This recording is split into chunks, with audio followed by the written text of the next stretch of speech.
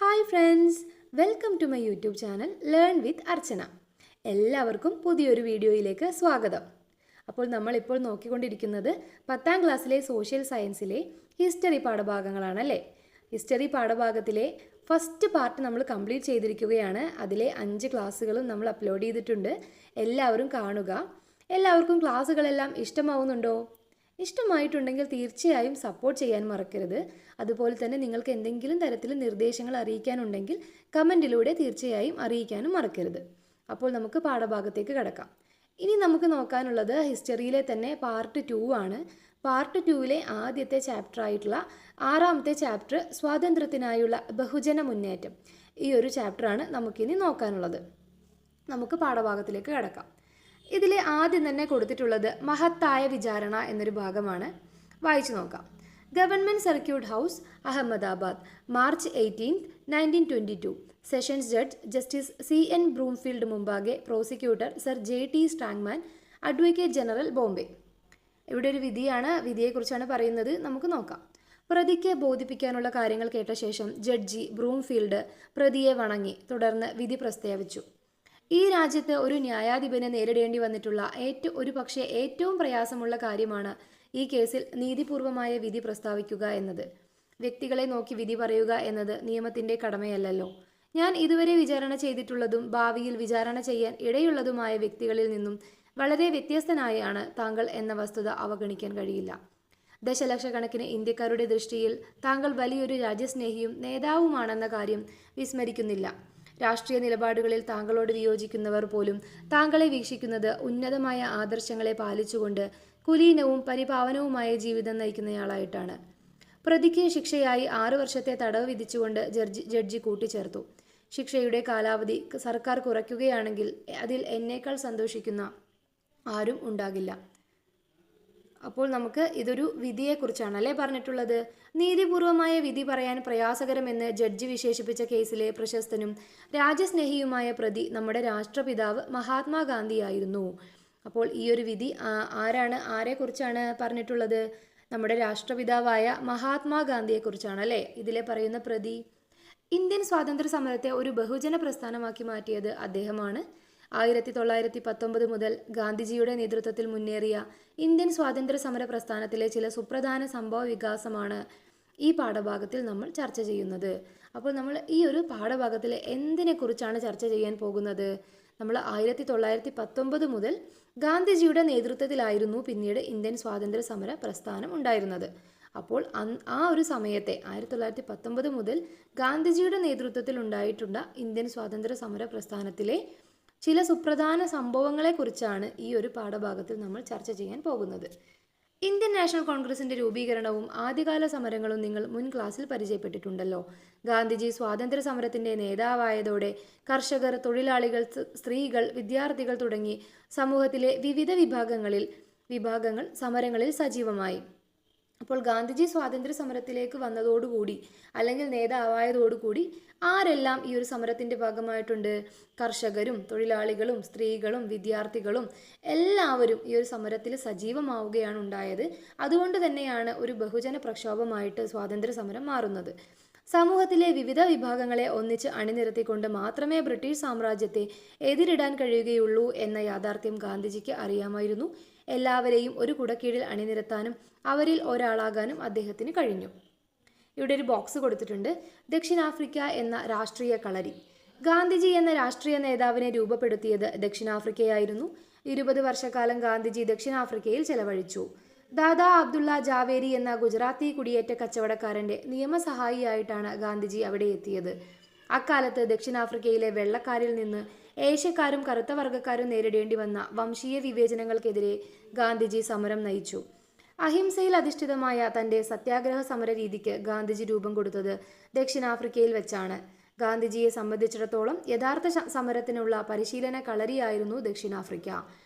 1915 അദ്ദേഹം ഇന്ത്യയിൽ തിരിച്ചെത്തി. അപ്പോൾ ഗാന്ധിജി ആദ്യകാലത്ത് എവിടെയായിരുന്നു? ദക്ഷിണാഫ്രിക്കയിലായിരുന്നു അല്ലേ. അപ്പോൾ അദ്ദേഹം ദക്ഷിണാഫ്രിക്കയിൽ എങ്ങനെയാണ് വന്നത്? അവിടെ നേരിടേണ്ടി വന്ന വിവേചനങ്ങളും അതുപോലെ തന്നെ അദ്ദേഹത്തിൻ്റെ ഒരു പരിശീലന കളരിയായിരുന്നു ദക്ഷിണാഫ്രിക്ക എന്നൊക്കെയാണ് ഈ ഒരു ഭാഗത്തിൽ പറയുന്നത്. അതുപോലെ തന്നെ 1915 ഗാന്ധിജി ഇന്ത്യയിലേക്ക് തിരിച്ചെത്തിയത് എന്നും പറയുന്നുണ്ട്. ഇനി നമുക്ക് നോക്കാനുള്ള ഭാഗം ചമ്പാരൻ മുതൽ ഗേദ വരെ എന്ന ഭാഗമാണ്. നമുക്ക് വായിക്കാം. ദക്ഷിണാഫ്രിക്കയിൽ നിന്ന് ഇന്ത്യയിൽ തിരിച്ചെത്തിയ ഗാന്ധിജി ആദ്യം ശ്രദ്ധ പതിപ്പിച്ചത് പ്രാദേശിക സമരങ്ങളിലായിരുന്നു. 1917 ബീഹാറിലെ ചമ്പാരൻ ജില്ലയിലെ നീലം കർഷകരുടെ പ്രശ്നങ്ങളിൽ അദ്ദേഹം ഇടപെട്ടു. ചമ്പാരൻ സ്വദേശിയായ രാജകുമാർ ശുക്ലയുടെ പ്രേരണയിലാണ് അദ്ദേഹം അവിടെ എത്തിയത്. നീലം കർഷകരെ യൂറോപ്യന്മാരായ തോട്ടം ഉടമകൾ ചൂഷണം ചെയ്തിരുന്നു. ഗാന്ധിജിയുടെ ഇടപെടലിനെ തുടർന്ന് കർഷകരുടെ പ്രശ്നങ്ങൾ പഠിക്കാൻ അദ്ദേഹം കൂടി ഉൾപ്പെട്ട ഒരു കമ്മീഷനെ ബ്രിട്ടീഷ് ഭരണകൂടം നിയമിച്ചു. തൽഫലമായി കർഷകരുടെ പ്രശ്നങ്ങൾ കുറേയേറെ പരിഹരിക്കപ്പെട്ടു. അപ്പോൾ ഗാന്ധിജി ഇന്ത്യയിൽ തിരിച്ചെത്തിയതിനു ശേഷം ആദ്യം ശ്രദ്ധ കേന്ദ്രീകരിച്ചത് പ്രാദേശികപരമായ കാര്യങ്ങളിലായിരുന്നു അല്ലേ. അതുകൊണ്ട് തന്നെ 1917 ബീഹാറിലാണ് ചമ്പാരൻ ജില്ല. ആ ചമ്പാരൻ ജില്ലയിലെ നീലം കർഷകരുടെ പ്രശ്നങ്ങൾ നടന്നിരുന്നു. അദ്ദേഹം അതിൽ ഇടപെടുകയാണ് ഉണ്ടായത്. അപ്പോൾ ചമ്പാരൻ സ്വദേശിയാണ് രാജകുമാർ ശുക്ല. ഇദ്ദേഹത്തിൻ്റെ പ്രേരണയിലാണ് ഗാന്ധിജി ചമ്പാരനിൽ എത്തിയത്. അതുപോലെ തന്നെ അവിടെ എന്താണ് ഉണ്ടായിരുന്നത്? നീലം കർഷകരെ യൂറോപ്യന്മാരായ തോട്ടം ഉടമകൾ ചൂഷണം ചെയ്തിരുന്നു എന്ന് പറയുന്നുണ്ട് അല്ലേ. അപ്പോൾ ഇതിൻ്റെ ഭാഗമായിട്ട് ഒരു ബ്രിട്ടീഷുകാരൊരു കമ്മീഷനെ നിയമിക്കുകയാണ്. ഈ കമ്മീഷനിൽ ഗാന്ധിജി കൂടി അംഗമായിരുന്നു. അതിൻ്റെ ഫലമായി ചർച്ചകൾക്ക് ശേഷം കർഷകരുടെ പ്രശ്നങ്ങൾ കുറേയേറെ പരിഹരിക്കപ്പെട്ടു എന്ന് പറയുന്നുണ്ട്. അടുത്തതായിട്ട് 1918 ഗുജറാത്തിലെ അഹമ്മദാബാദിൽ തുണിമിൽ തൊഴിലാളികളുടെ സമരത്തിൽ ഗാന്ധിജി പങ്കാളിയായി. വേതന വർധനവ് ആവശ്യപ്പെട്ടായിരുന്നു സമരം. ഗാന്ധിജി ഉപവാസം ആരംഭിക്കുകയും തുടർന്ന് തൊഴിലാളികളുടെ വേതനത്തിൽ വർധനവ് ലഭിക്കുകയും ചെയ്തു. അപ്പോൾ അഹമ്മദാബാദിലെ തുണിമിൽ തൊഴിലാളികളുടെ സമരത്തിലും ഗാന്ധിജി പങ്കാളിയായി. വർഷം ഏതാണ്? 1918 ഗുജറാത്തിലാണ് അഹമ്മദാബാദ് ഉള്ളത്. വേതന വർധനവ് ആവശ്യപ്പെട്ടിട്ടായിരുന്നു സമരം നടന്നിരുന്നത്. ഇതിനെതിരെ ഗാന്ധിജി ഉപവാസം ആരംഭിച്ചു. തുടർന്ന് തൊഴിലാളികളുടെ വേതനത്തിൽ വർധനവ് ലഭിച്ചു എന്നാണ് പറയുന്നത്. അടുത്തതായിട്ട് 1918 തന്നെ ഗുജറാത്തിലെ തന്നെ ഖേദയിൽ കർഷകർക്ക് വേണ്ടി ഗാന്ധിജി സമരം നടത്തിയിരുന്നു. പ്രകൃതിക്ഷോഭം മൂലം കൃഷിനാശമുണ്ടായ ഖേദയിൽ കർഷകർക്ക് നികുതി അടയ്ക്കാൻ കഴിഞ്ഞിരുന്നില്ല. നികുതി ഇളവ് ആവശ്യപ്പെട്ട് കർഷകർ സമരം തുടങ്ങി. ഗാന്ധിജി ഗ്രാമങ്ങൾ തോറും സഞ്ചരിച്ച് കർഷകർക്ക് ആവേശം പകർന്നു. വൈകാതെ വിളനാശം നേരിട്ട കർഷകർക്ക് നികുതി ഇളവ് നൽകാൻ സർക്കാർ തയ്യാറായി. അപ്പോൾ 1918 തന്നെയാണ് ഗുജറാത്തിലെ ഖേദയിൽ കർഷകർക്ക് വേണ്ടി ഗാന്ധിജി സമരം നടത്തിയിരുന്നു. എന്താണ് അവിടെ ഉണ്ടായത്? പ്രകൃതിക്ഷോഭം മൂലം കൃഷിനാശം ഉണ്ടായി അല്ലേ. അപ്പോൾ അവർക്ക് നികുതി ആദ്യം ഉണ്ടായിരുന്ന അത്രയും നികുതി, ആ ഒരു എമൗണ്ട് നികുതി അടയ്ക്കാൻ കഴിഞ്ഞിട്ടുണ്ടായിരുന്നില്ല. അപ്പോൾ നികുതി ഇളവ് അവർ ആവശ്യപ്പെട്ടു. അത് ബ്രിട്ടീഷുകാർ സമ്മതിച്ചു കൊടുക്കാത്തതിൻ്റെ ഭാഗമായിട്ടാണ് കർഷകർ സമരം തുടങ്ങിയത്. അതുകൊണ്ട് തന്നെ ഗാന്ധിജി എല്ലാ ഗ്രാമങ്ങളിലും സഞ്ചരിച്ച് കർഷകർക്ക് സമരം ചെയ്യാനുള്ള ആവേശം പകർന്നുകൊണ്ടിരുന്നു. അതിൻ്റെ ഫലമായിട്ട് വിളനാശം നേരിട്ട കർഷകർക്ക് നികുതി ഇളവ് നൽകാൻ സർക്കാർ നിർബന്ധിതരാവുകയാണ് ചെയ്തത്. ഈ 3 സമരങ്ങളിലൂടെ ഗാന്ധിജി എന്ന പുതിയൊരു ദേശീയ നേതാവിൻ്റെ ഉദയത്തിന് ഇന്ത്യ സാക്ഷ്യം വഹിച്ചു. അദ്ദേഹത്തിൻ്റെ രാഷ്ട്രീയ നിലപാടും അഹിംസയിൽ അധിഷ്ഠിതമായ സത്യാഗ്രഹ സമര രീതിയും ഈ സമരങ്ങളിലൂടെ ഇന്ത്യക്കാർ പരിചയപ്പെട്ടു എന്ന് പറയുന്നുണ്ട്. അപ്പോൾ നമ്മളിവിടെ നേരത്തെ കണ്ട സമരങ്ങളും അവയുടെ വർഷം, അതിൻ്റെ കാരണം എല്ലാം നമ്മൾ ഇതിൽ ഫില്ല് ചെയ്യാനായിട്ടാണ് പറയുന്നത്. ഇനി അടുത്തതായിട്ട് വരുന്ന ഭാഗമാണ് ഒന്നാം ലോകയുദ്ധവും ഇന്ത്യയും. 1914 മുതൽ 1918 വരെയാണ് ഒന്നാം ലോക മഹായുദ്ധം നടന്നതെന്ന് നമുക്കറിയാം അല്ലേ. അപ്പോൾ ഇതിൻ്റെ ഭാഗമായിട്ട് തന്നെ ഇന്ത്യയിൽ വലിയ സാമ്പത്തിക പ്രത്യാഘാതങ്ങൾ ഉണ്ടായിട്ടുണ്ട്. ഇതെന്തൊക്കെയാണെന്ന് നമുക്ക് നോക്കാം.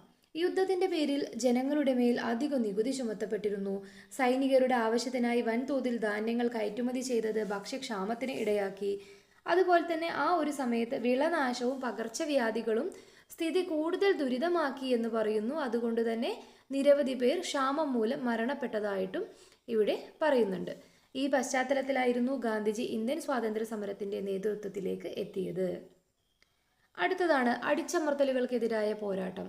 ഒന്നാം ലോക യുദ്ധാനന്തരം ശക്തി പ്രാപിച്ച ഇന്ത്യൻ സ്വാതന്ത്ര്യ സമരത്തെ അടിച്ചമർത്താനായി ബ്രിട്ടീഷ് ഭരണകൂടം ചില നടപടികൾ സ്വീകരിച്ചു. ഇതിൻ്റെ ഭാഗമായി 1919 റൗലറ്റ് നിയമം നടപ്പിലാക്കി. ഈ നിയമപ്രകാരം എന്താണ് പറയുന്നത്? വാറന്റ് ഇല്ലാതെ ആരെയും അറസ്റ്റ് ചെയ്യാമെന്നും പറയുന്നുണ്ട്. അതുപോലെ തന്നെ വിചാരണ കൂടാതെ ആരെയും ജയിലിൽ അടയ്ക്കാം. അപ്പോൾ റൗലറ്റ് നിയമം നിലവിൽ വന്നത് എന്നാണ്? 1919 റൗലറ്റ് നിയമം നടപ്പിലാക്കിയത്. ഇത് എന്തിൻ്റെ ഭാഗമായിട്ട് വന്നതാണ്? ബ്രിട്ടീഷ് ഭരണകൂടം ഇന്ത്യൻ സ്വാതന്ത്ര്യ സമരത്തെ അടിച്ചമർത്തുന്നതിൻ്റെ ഭാഗമായിട്ടാണ് റൗലറ്റ് നിയമം നടപ്പിലാക്കിയത്. ഇത് പ്രകാരം വാറണ്ടില്ലാതെ ആരെയും അറസ്റ്റ് ചെയ്യാനും അതുപോലെ തന്നെ വിചാരണ കൂടാതെ ആരെയും ജയിലിലടയ്ക്കാനും ഉള്ള അവകാശമാണ് ഈ ഒരു നിയമപ്രകാരം ലഭിക്കുന്നത്. പൗരാവകാശങ്ങളെ തടയുന്ന ഈ നിയമത്തിനെതിരെ 1919 ഏപ്രിൽ 6 ഗാന്ധിജി ഒരു ദേശീയ ഹർത്താലിന് ആഹ്വാനം ചെയ്തു. ഇതിൻ്റെ പ്രചരണത്തിനായി സത്യാഗ്രഹ സഭ രൂപീകരിക്കുകയുണ്ടായി. ഹർത്താലിൽ വലിയ ജനപങ്കാളിത്തം ഉണ്ടായിരുന്നു. ഏറ്റവും വിസ്മയാവഹമായ കാഴ്ച എന്നാണ് ഈ ദേശീയ ഹർത്താലിനെ ഗാന്ധിജി വിശേഷിപ്പിച്ചത്. അപ്പോൾ ഈ നിയമത്തിനെതിരെയായിട്ട് 1919 ഏപ്രിൽ 6 വർഷവും ഡേറ്റ് ഓർത്തു വയ്ക്കുക. 1919 ഏപ്രിൽ 6 ഗാന്ധിജി ഒരു ദേശീയ ഹർത്താലിന് ആഹ്വാനം ചെയ്തത്. അതുപോലെ സത്യാഗ്രഹ സഭ രൂപീകരിച്ചു. ഗാന്ധിജി ഈ ഒരു ഹർത്താലിനെ എന്താണ് വിശേഷിപ്പിച്ചത്? ഏറ്റവും വിസ്മയാവഹമായ കാഴ്ച എന്നാണ് വിശേഷിപ്പിച്ചത്. പഞ്ചാബ്, ലാഹോർ എന്നിവിടങ്ങളിൽ റൗലറ്റ് നിയമത്തിനെതിരായ സമരം വളരെ ശക്തമായിരുന്നു. പഞ്ചാബിലെ ജനകീയ നേതാക്കളായ ഡോക്ടർ സത്യപാൽ, ഡോക്ടർ സെയ്ഫുദ്ദീൻ കിച്ലു എന്നിവരെ അറസ്റ്റ് ചെയ്ത് ജയിലിലടച്ചു. അമൃത്സറിൽ പട്ടാള നിയമം പ്രഖ്യാപിക്കുകയും ചെയ്തു. അപ്പോൾ എവിടെയാണ് ഈ ഒരു റൗലറ്റ് നിയമത്തിനെതിരായ സമരം ഏറ്റവും കൂടുതൽ ശക്തമായിട്ടുണ്ടായിരുന്നത്? പഞ്ചാബിലും ലാഹോറിലുമായിരുന്നു.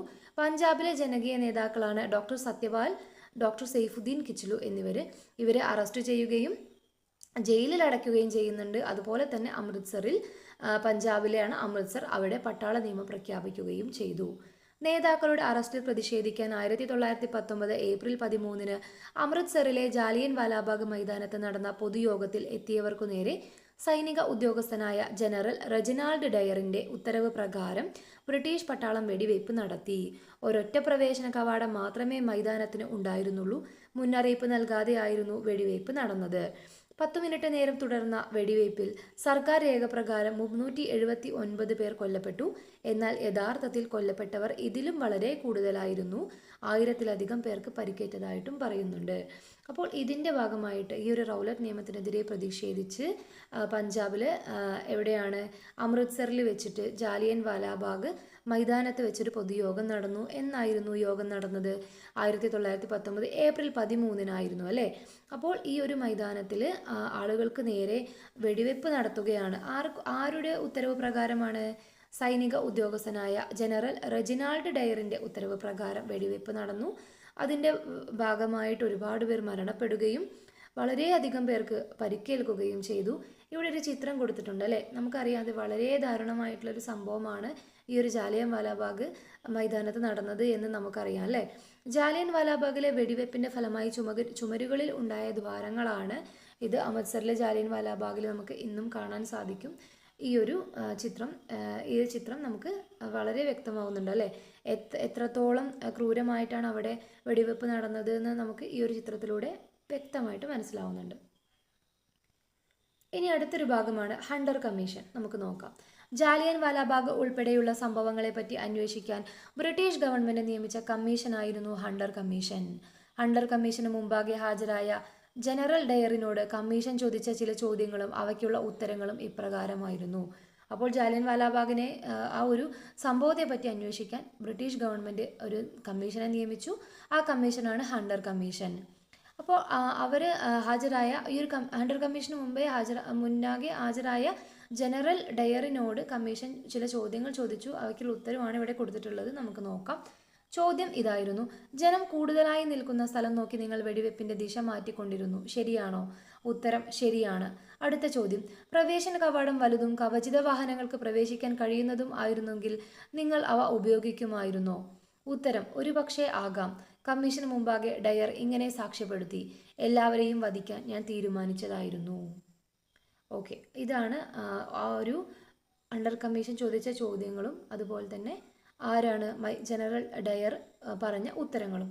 ഇനി ബഹുജന സമരത്തിലേക്ക് എന്ന ഭാഗം നോക്കാം. റൗലറ്റ് നിയമത്തിനെതിരായ സമരം സ്വാതന്ത്ര്യ സമരത്തിലെ ഒരു വഴിത്തിരിവായിരുന്നു. എന്നാൽ അത് പ്രധാനമായും നഗരമേഖലകളിൽ ആയിരുന്നു ശക്തിയാർജിച്ചത്. ഗ്രാമീണ മേഖലകളിലേക്കും സമരം വ്യാപിപ്പിക്കേണ്ടതിന്റെ ആവശ്യകത ഗാന്ധിജിക്ക് ബോധ്യപ്പെട്ടിരുന്നു. ഇത് പ്രായോഗികമാക്കാൻ ഹിന്ദു മുസ്ലിം ഐക്യം ശക്തിപ്പെടുത്തണമെന്ന് ഗാന്ധിജി മനസ്സിലാക്കി. ഈ ലക്ഷ്യത്തോടെ ഗാന്ധിജി ഖിലാഫത്ത് പ്രശ്നം ഏറ്റെടുത്തു. സഹോദരന്മാരായ മുഹമ്മദ് അലിയും ഷൗക്കത്ത് അലിയും ആയിരുന്നു ഇന്ത്യയിലെ ഖിലാഫത്ത് പ്രസ്ഥാനത്തിന് നേതൃത്വം നൽകിയവർ. ആരായിരുന്നു ഇന്ത്യയിലെ ഖിലാഫത്ത് പ്രസ്ഥാനത്തിന് നേതൃത്വം നൽകിയവർ? സഹോദരന്മാരായ മുഹമ്മദ് അലിയും ഷൗക്കത്ത് അലിയും ആയിരുന്നു അല്ലേ. അപ്പോൾ റൗലത്ത് നിയമത്തിനെതിരായ സമരം സ്വാതന്ത്ര്യ സമരത്തിലെ ഒരു വഴിത്തിരിവായിരുന്നു എന്ന് പറയുന്നുണ്ട്. അപ്പോൾ അത് നഗരമേഖലകളിലായിരുന്നു കൂടുതലായിട്ടും ശക്തി ആർജിച്ചിരുന്നത്. അപ്പോൾ ഗാന്ധിജിക്ക് എന്ത് ബോധ്യപ്പെടുകയാണ്? ഗ്രാമീണ മേഖലകളിലേക്കും സമരം വ്യാപിപ്പിക്കണം എന്ന് ഗാന്ധിജിക്ക് ബോധ്യപ്പെടുകയാണ്. ഇതിൻ്റെ ഭാഗമായിട്ട് തന്നെ ഹിന്ദു മുസ്ലിം ഐക്യം ശക്തിപ്പെടുത്തണമെന്നും ഗാന്ധിജിക്ക് മനസ്സിലായി. അതുകൊണ്ട് തന്നെയാണ് ഗാന്ധിജി ഖിലാഫത്ത് പ്രശ്നം ഏറ്റെടുത്തതും. ഇന്ത്യയിൽ ഖിലാഫത്ത് പ്രസ്ഥാനത്തിന് നേതൃത്വം നൽകിയത് ആരാണ്? സഹോദരന്മാരായ മുഹമ്മദ് അലിയും ഷൗക്കത്ത് അലിയുമാണ്. എന്താണ് ഖിലാഫത്ത്? നമുക്ക് നോക്കാം. ഒന്നാം ലോക യുദ്ധത്തിലെ വിജയികൾ പരാജയപ്പെട്ട തുർക്കിയുമായി സെവറസ് ഉടമ്പടി ഒപ്പുവെച്ചു. ഇത് പ്രകാരം തുർക്കി ഭരണാധികാരിയും ഇസ്ലാമിക ലോകത്തിന്റെ ആത്മീയ നേതാവുമായ കണക്കാക്കിയിരുന്ന ഖലീഫയുടെ പല അധികാരങ്ങളും ഇല്ലാതായി. ഖലീഫയുടെ അധികാരങ്ങൾ പുനഃസ്ഥാപിക്കുക എന്ന ലക്ഷ്യത്തോടെയാണ് ഖിലാഫത്ത് പ്രസ്ഥാനം ആരംഭിച്ചത്. ഇനി അടുത്ത ഭാഗമാണ് നിസ്സഹകരണത്തിലൂടെ ഒരു പോരാട്ടം. ഖിലാഫത്ത് കമ്മിറ്റിയുടെയും ഇന്ത്യൻ നാഷണൽ കോൺഗ്രസിന്റെയും നേതൃത്വത്തിൽ അക്രമരഹിതമായ ഒരു നിസ്സഹകരണ സമരം ആരംഭിച്ചു. ചുവടെ പറയുന്നവയായിരുന്നു നിസ്സഹകരണ സമരത്തിന്റെ രീതികൾ. നമുക്ക് നോക്കാം. അപ്പോൾ നിസ്സഹകരണ സമരം ആരുടെ നേതൃത്വത്തിലാണ് ആരംഭിച്ചത്? ഖിലാഫത്ത് കമ്മിറ്റിയുടെയും ഇന്ത്യൻ നാഷണൽ കോൺഗ്രസിന്റെയും നേതൃത്വത്തിലാണ്. അപ്പോൾ നിസ്സഹകരണ സമരത്തിന്റെ രീതികൾ നമുക്ക് നോക്കാം. ബ്രിട്ടീഷ് ഭരണകൂടം നൽകിയ പദവികൾ തിരിച്ചു നൽകുക, സർക്കാർ ഉദ്യോഗങ്ങൾ രാജിവെക്കുക, അഭിഭാഷകർ കോടതികൾ ബഹിഷ്കരിക്കുക, വിദ്യാർത്ഥികൾ ബ്രിട്ടീഷ് വിദ്യാലയങ്ങൾ ബഹിഷ്കരിക്കുക, വിദേശ വസ്തുക്കൾ ബഹിഷ്കരിക്കുക. ഇത്രയും കാര്യങ്ങളാണ് ഒരു നിസ്സഹകരണ സമരത്തിന്റെ രീതികളായിട്ട് പറയുന്നത്. അതുപോലെ തന്നെ നിയമനിർമ്മാണ സഭകൾ ബഹിഷ്കരിക്കാനും നിസ്സഹകരണ സമരത്തിൽ പറയുന്നുണ്ട്. സാമുദായിക സൗഹാർദ്ദം ശക്തിപ്പെടുത്തുക, സ്വദേശി വസ്തുക്കൾ ഉപയോഗിക്കുക, ഖാദി പ്രചരിപ്പിക്കുക, ദേശീയ വിദ്യാലയങ്ങൾ സ്ഥാപിക്കുക എന്നിവയും ഈ ഒരു സമരകാലത്തെ പരിപാടികളായിരുന്നു. എന്തൊക്കെയാണ്? സാമുദായിക സൗഹാർദ്ദം ശക്തിപ്പെടുത്താനും സ്വദേശി വസ്തുക്കൾ ഉപയോഗിക്കാനും ഖാദി പ്രചരിപ്പിക്കാനും ദേശീയ വിദ്യാലയങ്ങൾ സ്ഥാപിക്കാനും ഈ ഒരു നിസ്സഹകരണ പരിപാടിയുടെ ഭാഗമായിട്ട് വരുന്നവയാണ്. നിസ്സഹകരണ സമരത്തിന്റെ സന്ദേശവുമായി ഗാന്ധിജിയും അലി സഹോദരന്മാരും രാജ്യത്തിന്റെ വിവിധ ഭാഗങ്ങളിൽ സന്ദർശനം നടത്തുകയും ജനങ്ങളെ നേരിൽ കാണുകയും ചെയ്തു. ഈ സന്ദർഭങ്ങൾ സ്വാതന്ത്ര്യ സമരം സാധാരണക്കാരുടേതു കൂടിയാണെന്ന തിരിച്ചറിവ് ജനങ്ങളിൽ ഉണ്ടാകുന്നതിന് സഹായകമായി. അപ്പോൾ രാജ്യത്തിന്റെ വിവിധ ഭാഗങ്ങളിൽ ഗാന്ധിജിയും അലി സഹോദരന്മാരും സന്ദർശനം നടത്തി, ജനങ്ങളെ നേരിൽ കണ്ടു. ഇത് സാധാരണക്കാരുടേതു കൂടിയാണ്, സ്വാതന്ത്ര്യ സമരത്തിൽ സാധാരണക്കാരുകൂടി ഭാഗമാണ് എന്ന തിരിച്ചറിവ് ജനങ്ങളിൽ ഉണ്ടാക്കാൻ ഈ ഒരു നിസ്സഹകരണ സന്ദേശവുമായി ഗാന്ധിജിയും അലി സഹോദരന്മാരും നടത്തിയ സന്ദർശനം സഹായകമായി എന്നാണ് പറയുന്നത്. ഹിന്ദു സ്വരാജ് എന്നൊരു ബോക്സ് കൊടുത്തിട്ടുണ്ട്, നമുക്ക് വായിച്ചു നോക്കാം. ഗാന്ധിജി രചിച്ച് 1909 പ്രസിദ്ധീകരിച്ച പുസ്തകമാണ് ഹിന്ദു സ്വരാജ്. ഇതിൽ ഇന്ത്യയിലെ ബ്രിട്ടീഷ് ഭരണത്തെ ഗാന്ധിജി ഇപ്രകാരം വിശദീകരിച്ചു. ഇന്ത്യക്കാരുടെ സഹകരണത്തിലൂടെയാണ് ഇന്ത്യയിൽ ബ്രിട്ടീഷ് ഭരണം നിലവിൽ വന്നത്. അത് നിലനിൽക്കുന്നതും ഈ സഹകരണം കാരണമാണ്. ഇന്ത്യക്കാർ നിസ്സഹകരിച്ചാൽ ബ്രിട്ടീഷ് ഭരണം ഒരു വർഷം കൊണ്ട് അവസാനിക്കുകയും സ്വരാജ് നിലവിൽ വരികയും ചെയ്യും. ഹിന്ദു സ്വരാജ് എന്നതുകൊണ്ട് ഗാന്ധിജി ഉദ്ദേശിച്ചത് ഇന്ത്യയുടെ സ്വയം ഭരണം എന്നാണ്. അപ്പോൾ എന്താണ് ഹിന്ദു സ്വരാജ്? ഹിന്ദു സ്വരാജ് എന്നാൽ ഇന്ത്യയുടെ സ്വയം ഭരണം എന്നാണ് അർത്ഥമാക്കുന്നത്. ഗ്രാമ നഗര മേഖലകളിൽ സമരം ഒരുപോലെ ശക്തമായിരുന്നു. ഈ സമരത്തിൽ സമൂഹത്തിലെ വിവിധ വിഭാഗം ജനങ്ങളുടെ പങ്കാളിത്തം എങ്ങനെയായിരുന്നു എന്ന് നമുക്ക് നോക്കാം. സ്ത്രീകൾ ഈ സമരവുമായി എങ്ങനെയായിരുന്നു സഹകരിച്ചിട്ടുണ്ടായിരുന്നത്? സ്ത്രീകൾ വിദേശ വസ്തുക്കളുടെ ബഹിഷ്കരണം, വിദേശ തുണിത്തരങ്ങൾ ശേഖരിച്ച് കത്തിക്കൽ തുടങ്ങിയ സമരരീതികളിൽ ആര് പങ്കാളികളായി? സ്ത്രീകൾ പങ്കാളികളായി. അതുപോലെ തന്നെ തൊഴിലാളികൾ പങ്കാളികളായത് എങ്ങനെയാണെന്ന് നോക്കാം. നിസ്സഹകരണ സമരത്തോട് തൊഴിലാളികളുടെ പ്രതികരണവും സജീവമായിരുന്നു. മദ്രാസിലെ ബക്കിംഗ്ഹാം കർണാട്ടിക് തുണിമിൽ തൊഴിലാളികൾ, അസമിലെ തോട്ടം തൊഴിലാളികൾ, അസം ബംഗാൾ റെയിൽവേ തൊഴിലാളികൾ തുടങ്ങിയവർ പണിമുടക്കി സമരത്തോട് സഹകരിച്ചു എന്നാണ് പറയുന്നത്. അപ്പോൾ തൊഴിലാളികൾ പണിമുടക്കിയിട്ടായിരുന്നു ഈ ഒരു നിസ്സഹകരണ സമരത്തോട് സഹകരിച്ചത്. ഇനി വിദ്യാർത്ഥികൾ എങ്ങനെയാണ് ഈ ഒരു നിസ്സഹകരണ സമരത്തെ ഏറ്റെടുത്തത് എന്ന് നോക്കാം. ആയിരക്കണക്കിന് വിദ്യാർത്ഥികൾ സർക്കാർ സ്കൂളുകളും കോളേജുകളും ബഹിഷ്കരിച്ചു. അവർ ദേശീയ വിദ്യാലയങ്ങളിൽ ചേർന്ന് പഠനം തുടർന്നു. ബനാറസിലെ കാശി വിദ്യാപീഠം, ഗുജറാത്ത് വിദ്യാപീഠം, അലിഗറിലെ ജാമിയ മില്ലിയ ഇസ്ലാമിയ എന്നിവ ഇക്കാലത്ത് ആരംഭിച്ച ദേശീയ വിദ്യാഭ്യാസ സ്ഥാപനങ്ങളാണ് എന്ന് പറയുന്നുണ്ട്. അപ്പോൾ ഇതൊരു പ്രധാനപ്പെട്ട ഒരു പോയിന്റാണ്. ഈ ഒരു നിസ്സഹകരണ പ്രസ്ഥാന സമയത്താണ് ബനാറസിലെ കാശി വിദ്യാപീഠവും ഗുജറാത്ത് വിദ്യാപീഠവും അലിനഗറിലെ ജാമിയ മില്ലിയ ഇസ്ലാമിയ എന്നീ വിദ്യാലയവും എല്ലാം ഈ ഒരു ദേശീയ വിദ്യാഭ്യാസ സ്ഥാപനങ്ങളാണ്. ഇവയെല്ലാം നിസ്സഹകരണ സമരകാലത്താണ് സ്ഥാപിച്ചത്. ഇനി ഗോത്ര ജനത എങ്ങനെയാണ് നിസ്സഹകരണ സമരത്തോട് സഹകരിച്ചത് എന്ന് നോക്കാം. ബ്രിട്ടീഷുകാർ നടപ്പിലാക്കിയ വനനിയമങ്ങൾ ലംഘിച്ചുകൊണ്ടാണ് ഗോത്ര ജനത സമരത്തിൽ പങ്കാളികളായത്. വനവിഭവങ്ങൾ ശേഖരിക്കുന്നതിന് ഈ നിയമങ്ങൾ തടസ്സമായിരുന്നു. അപ്പോൾ വനവിഭവങ്ങളെല്ലാം ശേഖരിക്കാൻ അവരെല്ലാവരും ഒരു നിയന്ത്രണങ്ങളൊക്കെ കൊണ്ടുവന്നിരുന്നു. ഇതിനെതിരെയെല്ലാം ഗോത്ര ജനതയും നിസ്സഹകരണ സമരത്തോട് വളരെ അധികം സഹകരിച്ചു എന്ന് പറയുന്നുണ്ട്. ഇനി കർഷകരാണ് അടുത്തത്. കർഷകർ എങ്ങനെയാണ്? ധാരാളം കർഷകർ സമരത്തിൽ പങ്കാളികളായി. ജവഹർലാൽ നെഹ്റുവിൻ്റെ നേതൃത്വത്തിൽ അവധ് കിസാൻ സഭ രൂപീകരിച്ചു. ഇക്കാലത്താണ് അവധ് കിസാൻ സഭ രൂപീകരിച്ചത്. ബംഗാളിലെ കാർഷിക മേഖലയിൽ ചണം കൃഷി ബഹിഷ്കരണ സമരം നടന്നു. ചണത്തിന് പകരം നെല്ലും പരുത്തിയും കൃഷി ചെയ്യാനായിരുന്നു തീരുമാനം. അപ്പോൾ കർഷകർ പങ്കാളികളായി. അതുപോലെ തന്നെ ജവഹർലാൽ നെഹ്റുവിൻ്റെ നേതൃത്വത്തിൽ അവധ് കിസാൻ സഭ രൂപീകരിച്ചു. ബംഗാളിലെ കാർഷിക മേഖലയിൽ ചണം കൃഷി ബഹിഷ്കരണ സമരം നടന്നു. അതുപോലെ തന്നെ ചണത്തിന് പകരം നെല്ലും പരുത്തിയും കൃഷി ചെയ്യാൻ തീരുമാനിച്ചു. ചണത്തിന് പകരം നെല്ലും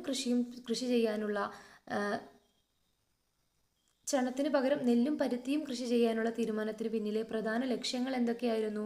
ചണത്തിന്റെ ലഭ്യത ഇല്ലാതാക്കി ബ്രിട്ടീഷ് ഉടമസ്ഥതയിലുള്ള ചണമില്ലുകളെ പൂട്ടിക്കുക. അതുപോലെ തന്നെ നെൽകൃഷി വ്യാപിപ്പിച്ച് ഭക്ഷ്യവസ്തുക്കളുടെ ലഭ്യത ഉറപ്പാക്കുക. പരുത്തി ലഭ്യമാക്കുക വഴി നെയ്ത്തുജോലിയും ഖാദി ഉപയോഗവും വർദ്ധിപ്പിക്കുക. അപ്പോൾ ചണത്തിന് പകരം നെല്ലിയും പരുത്തിയും കൃഷി ചെയ്യാൻ തീരുമാനിച്ചതിന് പിന്നിൽ ചില ലക്ഷ്യങ്ങൾ ഉണ്ടായിരുന്നു അല്ലേ? അപ്പോൾ ഇതെല്ലാമാണ് ഇത്തരം ലക്ഷ്യങ്ങൾ പറയുന്നത്. ഇനി അടുത്ത ഒരു ബോക്സ് കൊടുത്തിട്ടുണ്ട് ഇവിടെ. ചിരാല പെരാല. നിസ്സഹകരണ സമരകാലത്ത് ശ്രദ്ധേയമായ ജനകീയ സമരം നടന്ന ആന്ധ്രയിലെ ഗുണ്ടൂർ ജില്ലയിലെ ചെറുനഗരമായിരുന്നു ചിരാല പെരാല. ഈ നഗരത്തെ മുനിസിപ്പൽ കോർപ്പറേഷനായി ഉയർത്താൻ ഗവൺമെന്റ് നീക്കം തുടങ്ങിയിരുന്നു. ഇത് അവിടത്തെ നികുതി ഭാരം വൻതോതിൽ വർദ്ധിക്കാൻ ഇടയാക്കുമായിരുന്നു. ഇതിനെതിരെ ദുഗ്ഗിരാല ഗോപാലകൃഷ്ണയുടെ നേതൃത്വത്തിൽ 15,000-ഓളം വരുന്ന ജനങ്ങൾ നികുതി നിഷേധ സമരം നടത്തുകയും നഗരം ഒഴിഞ്ഞു പോവുകയും ചെയ്തു. 11 മാസക്കാലം അവർ മറ്റൊരിടത്താണ് കഴിഞ്ഞത് എന്നും പറയുന്നുണ്ട്. അപ്പോൾ ചിരാല പെരാല എന്നത് ആന്ധ്രയിലെ ഗുണ്ടൂർ ജില്ലയിലെ ഒരു ചെറു നഗരമായിരുന്നു എന്ന് പറയുന്നുണ്ട് അല്ലേ? അപ്പോൾ ഈ നിസ്സഹകരണ സമരകാലത്ത് ശ്രദ്ധ നേടിയ ഒരു നഗരമായിരുന്നു ചിരാല പെരാല. ഈ നഗരത്തെ മുനിസിപ്പൽ കോർപ്പറേഷനായിട്ട് ഉയർത്താൻ ഗവൺമെന്റ് തീരുമാനിച്ചിരുന്നു. ഈ നീക്കത്തിനെതിരെയാണ് ഇത് അവിടുത്തെ നികുതി ഭാരം ഉയർത്താൻ ഇടയാക്കും എന്ന് മനസ്സിലാക്കി ദുഗ്ഗിരാല ഗോപാലകൃഷ്ണയുടെ നേതൃത്വത്തിൽ 15,000-ഓളം വരുന്ന ജനങ്ങൾ നികുതി നിഷേധ സമരം നടത്തുകയാണ് ചെയ്തത് എന്ന് പറയുന്നുണ്ട്. നിസ്സഹകരണ സമരം നടന്നുകൊണ്ടിരിക്കെ 1922 ഫെബ്രുവരി 5-ന് ഉത്തർപ്രദേശിലെ ചൗരി ചൗരയിൽ സമരക്കാരും പോലീസും തമ്മിൽ സംഘർഷമുണ്ടായി. പ്രകോപിതരായ ജനക്കൂട്ടം പോലീസ് സ്റ്റേഷന് തീവെച്ചു. ഇതിനെ തുടർന്ന് 22 പോലീസുകാർ കൊല്ലപ്പെട്ടു. സമരം അഹിംസാ മാർഗത്തിൽ നിന്ന് വ്യതിചലിക്കുന്നതായി മനസ്സിലാക്കിയ ഗാന്ധിജി സമരം പിൻവലിക്കുകയുണ്ടായി. ഈ തീരുമാനം മറ്റ് നേതാക്കളെ അമ്പരപ്പിച്ചു. ഗാന്ധിജി കടുത്ത വിമർശനങ്ങൾക്ക് വിധേയനായി. സുഭാഷ് ചന്ദ്രബോസ് ഈ തീരുമാനത്തെ ദേശീയ ദുരന്തം എന്നാണ് വിശേഷിപ്പിച്ചത്. അപ്പോൾ 1922 ഫെബ്രുവരി 5-നാണ് ചൗരി ചൗര സംഭവം നടന്നത്. എന്താണത്? ഉത്തർപ്രദേശിലെ ചൗരി ചൗരയിൽ സമരക്കാരും പോലീസും തമ്മിൽ സംഘർഷമുണ്ടായി. പ്രകോപിതരായ ജനക്കൂട്ടം പോലീസ് സ്റ്റേഷന് തീവെച്ച് തുടർന്ന് 22 പോലീസുകാർ കൊല്ലപ്പെട്ടു. അപ്പോൾ എന്താണ് ഗാന്ധിജി മനസ്സിലാക്കിയത്? നിസ്സഹകരണ സമരം അഹിംസാ മാർഗത്തിൽ നിന്ന് വ്യതിചലിക്കുന്നുണ്ട് എന്ന് മനസ്സിലാക്കിയിട്ടാണ് ഗാന്ധിജി ഈ ഒരു നിസ്സഹകരണ സമരം പിൻവലിച്ചത്. സുഭാഷ് ചന്ദ്രബോസ് ഈ തീരുമാനത്തെ എന്താണ് വിശേഷിപ്പിച്ചത്? ദേശീയ ദുരന്തം എന്ന് വിശേഷിപ്പിച്ചു അല്ലേ? പിന്നീട് ഗാന്ധിജിയെ അറസ്റ്റ് ചെയ്യുകയും വിചാരണയ്ക്ക് ശേഷം 6 വർഷത്തെ തടവിന് ശിക്ഷിക്കുകയും ചെയ്തു. ഈ വിചാരണയെക്കുറിച്ചാണ് പാഠഭാഗത്തിന്റെ ആരംഭത്തിൽ നമ്മൾ കണ്ടത്. അടുത്തതായിട്ടാണ് പോരാട്ടം നിയമനിർമ്മാണ സഭകളിൽ. വായിക്കാം. നിസ്സഹകരണ സമരകാലത്ത് തിരഞ്ഞെടുപ്പുകളും നിയമനിർമ്മാണ സഭകളും ബഹിഷ്കരിച്ചിരുന്നുവല്ലോ. ഇതിനോട് വിയോജിപ്പുണ്ടായിരുന്ന കോൺഗ്രസ് നേതാക്കളായിരുന്നു CR ദാസ്, മോത്തിലാൽ നെഹ്റു തുടങ്ങിയവരുടെ നേതൃത്വത്തിൽ 1923 സ്വരാജ് പാർട്ടി രൂപീകരിക്കപ്പെട്ടു. അപ്പോൾ നിസ്സഹകരണ സമരകാലത്ത് എന്താണ്? തിരഞ്ഞെടുപ്പുകളും നിയമനിർമ്മാണ സഭകളെല്ലാം ബഹിഷ്കരിച്ചിട്ടുണ്ടായിരുന്നു അല്ലേ? അപ്പോൾ ഈ ഒരു കാര്യത്തോട് ചിലർക്ക് എതിർപ്പുണ്ടായിരുന്നു.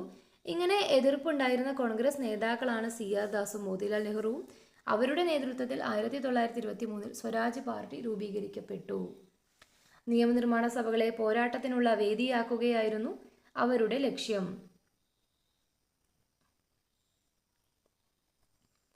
ഇതിനായി അവർ തിരഞ്ഞെടുപ്പിൽ മത്സരിച്ച് നിയമനിർമ്മാണ സഭകളിൽ അംഗത്വം നേടിക്കൊണ്ട് സർക്കാരിനെ വിമർശിച്ചു എന്ന് പറയുന്നുണ്ട്. അതുപോലെ തന്നെ നിയമനിർമ്മാണ സഭകളിൽ സർക്കാരിൻ്റെ ജനവിരുദ്ധ നയങ്ങളെ തുറന്നു കാണിക്കാൻ സ്വരാജ് പാർട്ടിക്ക് കഴിഞ്ഞു. ഇനി തുടരുന്ന ജനകീയ സമരങ്ങൾ എന്നാണ് നമുക്ക് വായിക്കാം. ചൗരി ചൗര സംഭവത്തെ തുടർന്ന് നിസ്സഹകരണ സമരം പിൻവലിച്ചെങ്കിലും ജനങ്ങളിൽ അത് സൃഷ്ടിച്ച ആവേശം അവസാനിച്ചില്ല. തുടർന്നുള്ള വർഷങ്ങളിലും ഇന്ത്യയുടെ വിവിധ ഭാഗങ്ങളിൽ ബ്രിട്ടീഷ് വിരുദ്ധ സമരങ്ങൾ അരങ്ങേറി. ആന്ധ്രയിലെ ഗോത്ര ജനതയുടെ സമരം ഇതിനുദാഹരണമാണ്. അല്ലൂരി സീതാരാമരാജുവിൻ്റെ നേതൃത്വത്തിലായിരുന്നു റാംബ ലഹള എന്ന പേരിലറിയപ്പെട്ട ഈ സമരം. ബ്രിട്ടീഷ് വന നിയമങ്ങൾ കാരണം വനങ്ങളിൽ കാലിമേയ്ക്കാനുള്ള അവകാശങ്ങൾ തടയപ്പെട്ടതും കൊള്ളപ്പലിശക്കാരുടെ ചൂഷണവുമായിരുന്നു അവരെ സമരത്തിന് പ്രേരിപ്പിച്ചത്. 2500 ചതുരശ്ര മൈൽ ഭൂമേഖല സമരക്കാരുടെ നിയന്ത്രണത്തിലായിരുന്നു. Malabar special police, Assam rifles എന്നീ സൈനിക വിഭാഗങ്ങളെ ഉപയോഗിച്ചാണ് സമരം അടിച്ചമർത്തിയത്. അല്ലൂരി സീതാരാമരാജു സമരത്തിനിടയിൽ കൊല്ലപ്പെടുകയുണ്ടായി. വിദ്യാർത്ഥി യുവജന പ്രസ്ഥാനങ്ങൾ ശക്തിപ്പെട്ടതും ഇക്കാലത്തായിരുന്നു. പൂർണ്ണ സ്വാതന്ത്ര്യം എന്നതായിരുന്നു ഈ പ്രസ്ഥാനങ്ങൾ മുന്നോട്ട് വെച്ച ലക്ഷ്യം. ജവഹർലാൽ നെഹ്റുവും സുഭാഷ് ചന്ദ്രബോസും ഇന്ത്യ മുഴുവൻ സഞ്ചരിച്ച് വിദ്യാർത്ഥികളെയും യുവജനങ്ങളെയും അഭിസംബോധന ചെയ്തതായിട്ട് പറയുന്നുണ്ട്. ഇനി ഇവിടെ ഒരു ബോക്സ് കൊടുത്തിട്ടുണ്ട്. നൂറ്റാണ്ട് തികയുന്ന കൂടിക്കാഴ്ച നമുക്ക് നോക്കാം. ഇന്ത്യൻ ദേശീയ പ്രസ്ഥാനത്തെ നയിച്ച ഗാന്ധിജിയും കേരളത്തിലെ നവോത്ഥാന പ്രസ്ഥാനത്തിന് നേതൃത്വം നൽകിയ ശ്രീനാരായണ ഗുരുവും 1925 മാർച്ച് 12 വർക്കലയിലെ ശിവഗിരി മഠത്തിനടുത്തുള്ള വനജാക്ഷി മന്ദിരത്തിൽ വെച്ച് കൂടിക്കാഴ്ച നടത്തുകയുണ്ടായി. ഈ രണ്ട് മഹത് വ്യക്തികളുടെ കൂടിക്കാഴ്ചയ്ക്ക് 2025 മാർച്ച് 12 ഒരു നൂറ്റാണ്ട് തികഞ്ഞു എന്നാണ് ഈ ഒരു ബോക്സിൽ പറയുന്നത്. ഇത്രയും കാര്യങ്ങളാണ് ഈ ഒരു ഭാഗത്ത് പറയുന്നത്. ഇനി നമുക്ക് അടുത്തതായിട്ട് നോക്കാനുള്ള ഭാഗമാണ് സൈമൺ തിരിച്ചു പോകുക. ഇന്ത്യയിൽ നടപ്പിലാക്കേണ്ട ഭരണഘടനാ പരിഷ്കാരങ്ങളെപ്പറ്റി നിർദ്ദേശങ്ങൾ നൽകാൻ ബ്രിട്ടീഷ് ഭരണകൂടം നിയമിച്ച കമ്മീഷനായിരുന്നു സർ ജോൺ സൈമണിൻ്റെ നേതൃത്വത്തിലുള്ള കമ്മീഷൻ. കമ്മീഷനിലെ 7 അംഗങ്ങളും ബ്രിട്ടീഷുകാരായിരുന്നു. ഇക്കാരണത്താൽ സൈമൺ കമ്മീഷനെ ബഹിഷ്കരിക്കാൻ കോൺഗ്രസും മറ്റ് ചില രാഷ്ട്രീയ പാർട്ടികളും തീരുമാനിച്ചു. അപ്പോൾ ഇന്ത്യയിൽ ചില ഭരണഘടനാ പരിഷ്കാരങ്ങളെ പറ്റി നിർദ്ദേശിക്കാൻ വേണ്ടി ബ്രിട്ടീഷ് ഭരണകൂടം നിയമിച്ച കമ്മീഷനായിരുന്നു സൈമൺ കമ്മീഷൻ എന്ന് പറയുന്നുണ്ട് അല്ലേ. അപ്പോൾ സർ ജോൺ സൈമണിൻ്റെ നേതൃത്വത്തിലായിരുന്നു ഈ ഒരു കമ്മീഷൻ. കമ്മീഷനിലെ 7 അംഗങ്ങളും ബ്രിട്ടീഷുകാരായിരുന്നു. അതുകൊണ്ട് തന്നെ ഈ ഒരു സൈമൺ കമ്മീഷനെ ബഹിഷ്കരിക്കാനാണ് കോൺഗ്രസും മറ്റ് ചില രാഷ്ട്രീയ പാർട്ടികളും തീരുമാനിച്ചത്. കമ്മീഷൻ ഇന്ത്യയിൽ എത്തിയ ദിവസം 1928 ഫെബ്രുവരി 3 കമ്മീഷൻ ഇന്ത്യയിൽ എത്തുന്നത്. ആ ദിവസം രാജ്യത്തുടനീളം ഹർത്താൽ ആചരിച്ചു. സൈമൺ തിരികെ പോകുക എന്ന ഒരു മുദ്രാവാക്യം ഇന്ത്യൻ തെരുവുകളിൽ മുഴങ്ങുകയുണ്ടായി. ലാഹോറിൽ സമരക്കാർക്ക് നേരെ നടന്ന ലാത്തി ചാർജിൽ പരിക്കേറ്റ ലാലാ ലജ്പത് റായ് പിന്നീട് മരണപ്പെട്ടു. അപ്പോൾ ഇന്ത്യൻ തെരുവുകളിലെല്ലാം സൈമൺ തിരിച്ചു പോകുക അഥവാ സൈമൺ ഗോ ബാക്ക് എന്നൊരു മുദ്രാവാക്യമാണ്. ഇതിൻ്റെ ഭാഗമായിട്ട് ലാഹോറിൽ സമരക്കാർക്ക് നേരെ ലാത്തി ചാർജ് നടക്കുകയും ലാലാ ലജ്പത് റായ്ക്ക് പരിക്കേൽക്കുകയും പിന്നീട് അദ്ദേഹം മരണപ്പെടുകയും ചെയ്തു. കെട്ടുറപ്പുള്ള ഭരണഘടനാ പരിഷ്കാരങ്ങൾ ആവിഷ്കരിക്കാൻ ഇന്ത്യക്കാർക്ക് കഴിയില്ലെന്ന് ബ്രിട്ടീഷ് ഉദ്യോഗസ്ഥർ നിരന്തരം പറഞ്ഞുകൊണ്ടേയിരുന്നു. ഈ പശ്ചാത്തലത്തിൽ പൂനെയിൽ വിവിധ പാർട്ടികൾ യോഗം ചേർന്ന് ഭരണഘടനാ പരിഷ്കരണ റിപ്പോർട്ട് തയ്യാറാക്കി. മോത്തിലാൽ നെഹ്റുവിൻ്റെ നേതൃത്വത്തിൽ തയ്യാറാക്കിയ ഈ റിപ്പോർട്ട് നെഹ്റു കമ്മിറ്റി റിപ്പോർട്ട് എന്നാണ് അറിയപ്പെടുന്നത്. പിൽക്കാലത്ത് ഇന്ത്യൻ ഭരണഘടന തയ്യാറാക്കുന്നതിൽ ഈ റിപ്പോർട്ട് സ്വാധീനം ചെലുത്തിയിട്ടുണ്ട് എന്നും പറയുന്നു. അടുത്ത ഭാഗമാണ് ബർദോളിയിലെ കർഷക മുന്നേറ്റം. 1928 ഗുജറാത്തിലെ ബർദോളി വലിയൊരു കർഷക സമരത്തിന് വേദിയായി. എന്നാണ് ബർദോളി സമരം? 1928 അല്ലേ. സർദാർ വല്ലഭായ് പട്ടേലിൻ്റെ നേതൃത്വത്തിലായിരുന്നു സമരം. അബ്ബാസ് ത്യാബ്ജി, വിത്തൽഭായ് പട്ടേൽ എന്നിവരും സമരത്തിൽ വലിയ പങ്കുവഹിച്ചു. അപ്പോൾ ബർദോളി സമരം എന്ന് പറയുന്നത് ഒരു കർഷക സമരമാണ്. ഗുജറാത്തിലാണ് ബർദോളി. സർദാർ വല്ലഭായ് പട്ടേലിൻ്റെ നേതൃത്വത്തിലാണ് ബർദോളി സമരം നടന്നത്. അതുപോലെ തന്നെ അബ്ബാസ് ത്യാബ്ജിയും വിത്തൽഭായ് പട്ടേലും സമരത്തിൽ വലിയ പങ്കുവഹിച്ചു എന്നും പറയുന്നുണ്ട്. നികുതി വർധനവായിരുന്നു സമരത്തിൻ്റെ പ്രധാന കാരണം. നികുതി അടയ്ക്കാൻ വിസമ്മതിച്ചുകൊണ്ട് കർഷകർ സമരം ആരംഭിച്ചു. കൃഷി ഇടങ്ങൾ, വളർത്തുമൃഗങ്ങൾ, വണ്ടികൾ, കാർഷിക ഉപകരണങ്ങൾ എന്നിവ സർക്കാർ പിടിച്ചെടുത്തു. സർദാർ വല്ലഭായ് പട്ടേൽ സമരക്കാരോട് ഇങ്ങനെ നിർദ്ദേശിച്ചു: നിങ്ങളുടെ വണ്ടികളും ഉപകരണങ്ങളും അഴിച്ച് പല ഭാഗങ്ങളാക്കി പല സ്ഥലങ്ങളിൽ സൂക്ഷിക്കുക. ഗാന്ധിജി ബർദോളി സന്ദർശിച്ച് കർഷകർക്ക് ഉറച്ച പിന്തുണ നൽകി. അവസാനം സർക്കാർ നികുതി വർധനവ് പിൻവലിച്ചു. അങ്ങനെ ആ ഒരു സമരം വിജയം നേടുകയാണ് ഉണ്ടായത്. ഇനി ലാഹോർ സമ്മേളനം എന്ന വഴിത്തിരിവ് നമുക്ക് നോക്കാം. ഇവിടെ ഒരു ഭാഗം കൊടുത്തിട്ടുണ്ട്. ഞാനൊരു റിപ്പബ്ലിക്കനും സോഷ്യലിസ്റ്റും ആണ്. എനിക്ക് രാജാക്കന്മാരിലും രാജകുമാരന്മാരിലും വിശ്വാസമില്ല. പുത്തൻ വ്യവസായ രാജാക്കന്മാരെ സൃഷ്ടിക്കുന്ന വ്യവസ്ഥിതിയിലും എനിക്ക് വിശ്വാസമില്ല. ഇത് ആരുടെ വാക്കുകളാണ്? ജവഹർലാൽ നെഹ്റുവിൻ്റെ വാക്കുകളാണ് അല്ലേ. 1929 ഡിസംബറിൽ ലാഹോറിൽ നടന്ന കോൺഗ്രസിൻ്റെ വാർഷിക സമ്മേളനത്തിൽ ജവഹർലാൽ നെഹ്റു നടത്തിയ അധ്യക്ഷ പ്രസംഗത്തിൽ നിന്നുള്ള ഭാഗമാണ് മുകളിൽ നിങ്ങൾ വായിച്ചത്. ഇന്ത്യൻ സ്വാതന്ത്ര്യ സമര ചരിത്രത്തിൽ ലാഹോർ സമ്മേളനം പല കാരണങ്ങൾ കൊണ്ടും സുപ്രധാനമായിരുന്നു. അപ്പോൾ ലാഹോർ സമ്മേളനത്തിൻ്റെ ഒരു പ്രാധാന്യത്തെ പറ്റിയാണ് ഈ ഒരു ഭാഗം പറയുന്നത്. നമുക്ക് നോക്കാം എന്തുകൊണ്ടാണ് ലാഹോർ സമ്മേളനം വളരെ പ്രാധാന്യം അറിയിക്കുന്നുണ്ട് എന്ന് പറയുന്നതിൻ്റെ കാരണമാണ് കോൺഗ്രസ് ആദ്യമായി പൂർണ്ണ സ്വാതന്ത്ര്യം ആവശ്യപ്പെട്ട ഒരു സമ്മേളനമായിരുന്നു. അതുകൊണ്ട് തന്നെ ഇതിനായി ബഹുജന സമരം ആരംഭിക്കാൻ ഗാന്ധിജിയെയാണ് ചുമതലപ്പെടുത്തിയത്. ത്രിവർണ പതാക സ്വീകരിച്ച ഒരു സമ്മേളനവും ആയിരുന്നു ലാഹോർ സമ്മേളനം. ഇവിടെ ഒരു ജവഹർലാൽ നെഹ്റുവിൻ്റെയും ഗാന്ധിജിയുടെയും ചിത്രം കൊടുത്തിട്ടുണ്ട്. ഇനി സ്വാതന്ത്ര്യത്തിന് മുൻപ് സ്വാതന്ത്ര്യ ദിനാഘോഷം എന്നൊരു ഭാഗമുണ്ട്, വായിക്കാം. ലാഹോർ സമ്മേളന തീരുമാനപ്രകാരം 1930 ജനുവരി 26 ഇന്ത്യ മുഴുവനും സ്വാതന്ത്ര്യ ദിനമായി ആഘോഷിച്ചു എന്നാണ്. ലാഹോർ സമ്മേളന തീരുമാനപ്രകാരമാണ് ഈ ഒരു ആഘോഷിക്കാൻ തീരുമാനിച്ചത്. അത് എന്നാണ് സ്വാതന്ത്ര്യ ദിനമായിട്ട് ആഘോഷിച്ചത്? 1930 ജനുവരി 26. ഗ്രാമങ്ങളിലും നഗരങ്ങളിലും ഒരേ സമയം യോഗങ്ങൾ ചേർന്ന് സ്വാതന്ത്ര്യ പ്രഖ്യാപനം നടത്തി.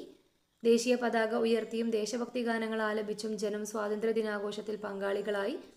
ചർക്കയിൽ നൂൽനൂൽപ്പ്, മദ്യനിരോധന പ്രവർത്തനങ്ങൾ, ഹിന്ദു മുസ്ലിം ഐക്യ പ്രചരണം എന്നിവയും ഇതിൻ്റെ ഭാഗമായി നടന്നു. തുടർന്നുള്ള വർഷങ്ങളിലും ജനുവരി 26 സ്വാതന്ത്ര്യ ദിനമായി ആഘോഷിച്ചു. സ്വാതന്ത്ര്യാനന്തരം റിപ്പബ്ലിക് ദിനമായി ജനുവരി 26 തിരഞ്ഞെടുത്തത് ഈ ഒരു പശ്ചാത്തലത്തിലാണ് എന്നാണ് പറയുന്നത്. ഇനി അടുത്തൊരു ഭാഗമാണ് ദണ്ഡിയിലെ കടലിരമ്പം. ലാഹോർ സമ്മേളന തീരുമാനപ്രകാരം പൂർണ്ണ സ്വാതന്ത്ര്യം നേടുക എന്ന ലക്ഷ്യവുമായി ഒരു ബഹുജന സമരം തുടങ്ങാൻ ഗാന്ധിജിയെ ചുമതലപ്പെടുത്തിയിട്ടുണ്ടായിരുന്നല്ലോ. സമരം ആരംഭിക്കുന്നതിന് മുമ്പ് ഗാന്ധിജി വൈസ്രോയി ആയിരുന്ന ഇർവിൻ പ്രഭുവിന് ബ്രിട്ടീഷ് ഭരണത്തിന് കീഴിലെ ഇന്ത്യക്കാരുടെ പ്രയാസങ്ങൾ ചൂണ്ടിക്കാണിച്ചുകൊണ്ട് ഒരു കത്ത് നൽകിയിട്ടുണ്ടായിരുന്നു. സർക്കാരിനെതിരെ സിവിൽ നിയമലംഘനം ആരംഭിക്കുന്ന കാര്യവും ആ കത്തിൽ സൂചിപ്പിച്ചിട്ടുണ്ടായിരുന്നു. അതുപോലെ തന്നെ സമൂഹത്തിലെ എല്ലാ വിഭാഗങ്ങളെയും സമരത്തിൽ പങ്കാളികളാക്കുക എന്നതായിരുന്നു ഗാന്ധിജിയുടെ ലക്ഷ്യം. ഇതിൻ്റെ ഭാഗമായിട്ടാണ് ഉപ്പു നിയമം ലംഘിച്ചുകൊണ്ട് നിയമലംഘന സമരം തുടങ്ങാൻ ഗാന്ധിജി തീരുമാനിച്ചത്. ഗുജറാത്തിലെ ദണ്ഡി കടപ്പുറത്ത് വെച്ചാണ് ഉപ്പു നിയമം ലംഘിക്കാൻ തീരുമാനിച്ചത്. അതുകൊണ്ട് ഇതിനായി സബർമതി ആശ്രമത്തിൽ നിന്ന് ദണ്ഡി കടപ്പുറത്തേക്ക് ഗാന്ധിജിയും തിരഞ്ഞെടുക്കപ്പെട്ട 78 സന്നദ്ധ പ്രവർത്തകരും പദയാത്ര നടത്തുകയുണ്ടായി. 24 ദിവസമാണ് ഈ ഒരു പദയാത്ര നീണ്ടുനിന്നത്. 24 ദിവസം നീണ്ടുനിന്ന യാത്ര റിപ്പോർട്ട് ചെയ്യാൻ നിരവധി വിദേശ പത്രപ്രവർത്തകരും എത്തിച്ചേർന്നു എന്ന് പറയുന്നുണ്ട്. യാത്രയിൽ പാതയ്ക്ക് ഇരുവശത്തും തിങ്ങിക്കൂടിയവരോട് ഗാന്ധിജി ശുചിത്വബോധം, ഖാദി ധരിക്കേണ്ടതിൻ്റെ ആവശ്യകത, സാമുദായിക സൗഹാർദ്ദം എന്നിവയെക്കുറിച്ചെല്ലാം ഉദ്ബോധിപ്പിക്കുകയും ഉണ്ടായി. 1930 ഏപ്രിൽ 6 ദണ്ഡി കടപ്പുറത്ത് വെച്ച് ഉപ്പ് നിർമ്മിച്ച് ഗാന്ധിജി നിയമലംഘന സമരത്തിന് തുടക്കം കുറിച്ചു. അപ്പോൾ എന്നാണ് ഈ ഒരു ഉപ്പ് നിർമ്മിച്ച് ഗാന്ധിജി നിയമലംഘന സമരത്തിന് തുടക്കം കുറിച്ചത്? 1930 ഏപ്രിൽ 6 ഉപ്പ് നിർമ്മിക്കുന്നത് സംബന്ധിച്ച ലഘുലേഖകൾ തയ്യാറാക്കി ജനങ്ങൾക്ക് വിതരണം ചെയ്യുകയും ചെയ്തു. എന്തുകൊണ്ടാണ് ഉപ്പ് തിരഞ്ഞെടുത്തത് എന്നൊരു ബോക്സ് ഇവിടെ കൊടുത്തിട്ടുണ്ട്, നമുക്ക് നോക്കാം. ഉപ്പ് നിർമ്മാണം സർക്കാരിൻ്റെ കുത്തകയായിരുന്നു. അതിനാൽ സ്വകാര്യ വ്യക്തികൾ ഉപ്പ് നിർമ്മിക്കുന്നത് കുറ്റകരമായി കണക്കാക്കി. അവർക്ക് ശിക്ഷ വിധിച്ചു. ഈ നിയമം ലംഘിക്കാനായിരുന്നു ഗാന്ധിജിയുടെ തീരുമാനം. പൊതുവെ ഉഷ്ണമേഖലാ കാലാവസ്ഥ അനുഭവപ്പെടുന്ന ഇന്ത്യയിലെ ജനങ്ങൾക്കും വളർത്തുമൃഗങ്ങൾക്കുമെല്ലാം ഒരുപോലെ അത്യന്താപേക്ഷിതമായ വസ്തുവായിരുന്നു ഉപ്പ്. കാർഷിക ആവശ്യങ്ങൾക്കു കൂടി ഉപയോഗിച്ചിരുന്ന ഉപ്പിന്മേലുള്ള സർക്കാരിൻ്റെ കുത്തകയെ ഗാന്ധിജി വിശേഷിപ്പിച്ചത് നിന്ദ്യമായ കുത്തക എന്നായിരുന്നു. ഇനി ധരാസനയിലെ പോരാട്ടം നമുക്ക് നോക്കാം. 1930 മെയ് 21 2000-ലധികം പേരടങ്ങിയ ഒരു സംഘം സമരക്കാർ ഗുജറാത്തിലെ ധരാസന ഉപ്പ് നിർമ്മാണ കേന്ദ്രത്തിലേക്ക് എത്തി. അവർ അവിടെ അടുത്തെത്തിയതോടെ പോലീസ് സേന പാഞ്ഞടുത്ത് ഇരുമ്പ് കഷ്ണങ്ങൾ ഘടിപ്പിച്ച ലാത്തികൾ ഉപയോഗിച്ച് സമരക്കാർക്ക് നിലത്തു വീഴുന്നത് വരെ മർദ്ദിച്ചു. പരിക്കേറ്റവരെ സഹസമരക്കാർ എടുത്തുകൊണ്ടു പോകുമ്പോഴേക്കും പുതിയ സംഘം മുന്നോട്ട് വന്നു. പോലീസ് അവരെയും തല്ലിച്ചതച്ചു. അവരെ മാറ്റുമ്പോൾ അടുത്ത സംഘം മുന്നോട്ട് വന്നു. അത് തുടർന്നുകൊണ്ടിരുന്നു. അവസാനം 11 മണിക്ക് താപനില 46.67 ഡിഗ്രി സെൽഷ്യസ് എത്തി നിൽക്കുമ്പോൾ പരിക്കേറ്റവർ 320 പേരും മരിച്ചവർ 2 ആയിരുന്നു. അമേരിക്കൻ പത്രപ്രവർത്തകനും സമരത്തിന് ദൃക്സാക്ഷിയുമായിരുന്ന വെബ് മില്ലർ ഇങ്ങനെ രേഖപ്പെടുത്തി: 18 വർഷം 20 രാജ്യങ്ങളിൽ പത്രപ്രവർത്തനം നടത്തിയിട്ടുള്ള ഞാൻ ധാരാളം ജനകീയ പ്രക്ഷോഭങ്ങളും ലഹളകളും തെരുവ് യുദ്ധങ്ങളും കലാപങ്ങളും കണ്ടിട്ടുണ്ട്. എന്നാൽ ധരാസനയിൽ ഉണ്ടായതുപോലെ ഒരു സംഭവം ഞാൻ ദർശിച്ചിട്ടില്ല എന്ന് അദ്ദേഹം രേഖപ്പെടുത്തുകയുണ്ടായി. ഇവിടെ ഒരു ചിത്രം കൊടുത്തിട്ടുണ്ട്. സരോജിനി നായിഡു ഗാന്ധിജിക്കൊപ്പം ഉള്ള ഒരു ചിത്രം ഇവിടെ കൊടുത്തിട്ടുണ്ട്. നിയമലംഘന സമരകാലത്ത് സരോജിനി നായിഡു, ഇമാം സാഹേബ് എന്നിവരുടെ നേതൃത്വത്തിൽ ഗുജറാത്തിലെ ധരാസന ഉപ്പ് നിർമ്മാണ കേന്ദ്രത്തിൽ നടത്തിയ സമരത്തിന്റെ ഒരു വിശദീകരണമായിട്ടാണ് ഈ ഒരു ബോക്സിൽ പറയുന്നത്. നമ്മൾ നേരത്തെ ചർച്ച ചെയ്തിരുന്നു അല്ലേ, നിസ്സഹകരണ സമരത്തേക്കാൾ കൂടുതൽ ജനപങ്കാളിത്തം പ്രകടമായൊരു സമരമായിരുന്നു നിയമലംഘന സമരം എന്ന്. നിസ്സഹകരണ സമരത്തോടൊപ്പം നിയമലംഘനവും നടത്തിക്കൊണ്ടാണ് സമരം പുരോഗമിച്ചത് എന്ന് പറയുന്നു. വടക്കു പടിഞ്ഞാറെ ഇന്ത്യ നിയമലംഘന സമരത്തിന്റെ പ്രധാന കേന്ദ്രങ്ങളിൽ ഒന്നായിരുന്നു. എവിടെയായിരുന്നു ഏറ്റവും പ്രധാനപ്പെട്ട ഒരു സ്ഥലം? എവിടെയായിരുന്നു കേന്ദ്രം? വടക്കു പടിഞ്ഞാറെ ഇന്ത്യ ആയിരുന്നു അല്ലേ. അവിടെ ഒരു സമരത്തിന് നേതൃത്വം നൽകിയത് ആരാണ്? ഖാൻ അബ്ദുൽ ഗാഫർ ഖാനാണ്. അതിർത്തി ഗാന്ധി എന്നറിയപ്പെട്ടിരുന്നു ഇദ്ദേഹം. ഖാൻ അബ്ദുൽ ഗാഫർ എന്തറിയപ്പെട്ടിരുന്നു? അതിർത്തി ഗാന്ധി എന്നറിയപ്പെട്ടിരുന്നു. അദ്ദേഹത്തിന്റെ കീഴിൽ ഖുദായ് ഖിദ്മത്ഗർ എന്ന ഒരു സന്നദ്ധ സേനയും പ്രവർത്തിച്ചിട്ടുണ്ടായിരുന്നു. എന്താണ് സംഘടനയുടെ പേര്? ഖുദായ് ഖിദ്മത്ഗർ. ഈ സമരത്തിൽ വിവിധ വിഭാഗം ജനങ്ങളുടെ പങ്കാളിത്തം എങ്ങനെയായിരുന്നു എന്ന് നമുക്ക് നോക്കാം. ഈ ഒരു സമരത്തിൽ കർഷകർ എങ്ങനെയാണ് പങ്കെടുത്തത്? സർക്കാരിന് നികുതി നൽകാതെയും ജന്മിമാർക്ക് പാട്ടത്തുക നൽകാതെയുമാണ് കർഷകർ സമരത്തിൽ പങ്കാളികളായത്. അതുപോലെ തൊഴിലാളികൾ, റെയിൽവേ, തുറമുഖം, ഖനി എന്നിവയിലെ തൊഴിലാളികൾ സമരത്തിൽ പങ്കെടുത്തു. ഷോലാപൂർ മഹാരാഷ്ട്രയിലാണ് തൊഴിലാളികൾ നടത്തിയ സമരം അക്രമത്തിൽ കലാശിച്ചിട്ടുണ്ടായിരുന്നു. ഗോത്ര ജനത എങ്ങനെയാണ് പങ്കെടുത്തത്? വന നിയമങ്ങൾ ലംഘിച്ച് കാടുകളിൽ കയറി വിഭവങ്ങൾ ശേഖരിച്ചു. അതുപോലെ സ്ത്രീകൾ എങ്ങനെയാണ് പങ്കെടുത്തതെന്ന് നോക്കാം. ഉപ്പ് നിർമ്മാണം, വിദേശ വസ്തുക്കൾ വിൽക്കുന്ന കടകൾ പിക്കറ്റ് ചെയ്യൽ തുടങ്ങിയ നിരവധി സമര പരിപാടികൾ സ്ത്രീകളും പങ്കാളികളായി. കച്ചവടക്കാരും വ്യവസായികളും നോക്കാം. ഇറക്കുമതി ചെയ്ത ഉൽപ്പന്നങ്ങൾ വാങ്ങാനും വിൽക്കാനും ആരും തയ്യാറായില്ല? കച്ചവടക്കാരും അതുപോലെ തന്നെ വ്യവസായികളും തയ്യാറായില്ല. ഇനി ഒരു ബോക്സ് കൊടുത്തിട്ടുണ്ട്, റാണി ഗൈഡിൻലിയു. നിയമലംഘന സമരകാലത്ത് വടക്കുകിഴക്കൻ ഇന്ത്യയിലെ ധീരയായ വനിതാ പോരാളിയായിരുന്നു റാണി ഗൈഡിൻലിയു. അപ്പോൾ റാണി ഗൈഡിൻലിയു എവിടെയായിരുന്നു സമരം ചെയ്തത്? നിയമലംഘന സമരകാലത്ത് വടക്കുകിഴക്കൻ ഇന്ത്യയിലായിരുന്നു അല്ലേ. നിയമലംഘന സമരകാലത്ത് അറസ്റ്റിലായ അവർ യൗവനകാലം മുഴുവൻ ജയിലിൽ കഴിഞ്ഞു എന്ന് പറയുന്നു. ജയിലിൽ അവരെ സന്ദർശിച്ച ജവഹർലാൽ നെഹ്റു ഇങ്ങനെ എഴുതി: ഇന്ത്യ അവരെ ഓർമ്മിക്കുകയും ആദരിക്കുകയും ചെയ്യുന്ന ഒരു ദിനം വരും. ഇന്ത്യ സ്വാതന്ത്ര്യം നേടിയ ശേഷമാണ് റാണി ഗൈഡിൻലിയു ജയിൽ മോചിതയായത് എന്നും പറയുന്നു. ഇനി സന്ധി സംഭാഷണങ്ങൾ നമുക്ക് നോക്കാം. അടുത്ത ഭാഗമാണ് സന്ധി സംഭാഷണങ്ങൾ. പരിമിതമായ ചില അധികാരങ്ങളെങ്കിലും ഇന്ത്യക്കാർക്ക് നൽകേണ്ടി വരും എന്ന് നിയമലംഘന സമരം ബ്രിട്ടീഷ് ഭരണകൂടത്തെ ബോധ്യപ്പെടുത്തുകയാണ്. കാരണം നിയമലംഘന പ്രസ്ഥാനം വളരെയധികം ശക്തി പ്രാപിച്ചിരുന്നു അല്ലേ. അപ്പോൾ ഇത് ബ്രിട്ടീഷുകാരെ എന്ത് ബോധ്യപ്പെടുത്തുവാണ്? ചില അധികാരങ്ങൾ എന്ത് ചെയ്യേണ്ടി വരും? ഇന്ത്യക്കാർക്ക് നൽകേണ്ടി വരും എന്ന് ഈ ഒരു സമരത്തിലൂടെ ബ്രിട്ടീഷ് ഭരണകൂടത്തിന് മനസ്സിലാവുകയാണ്.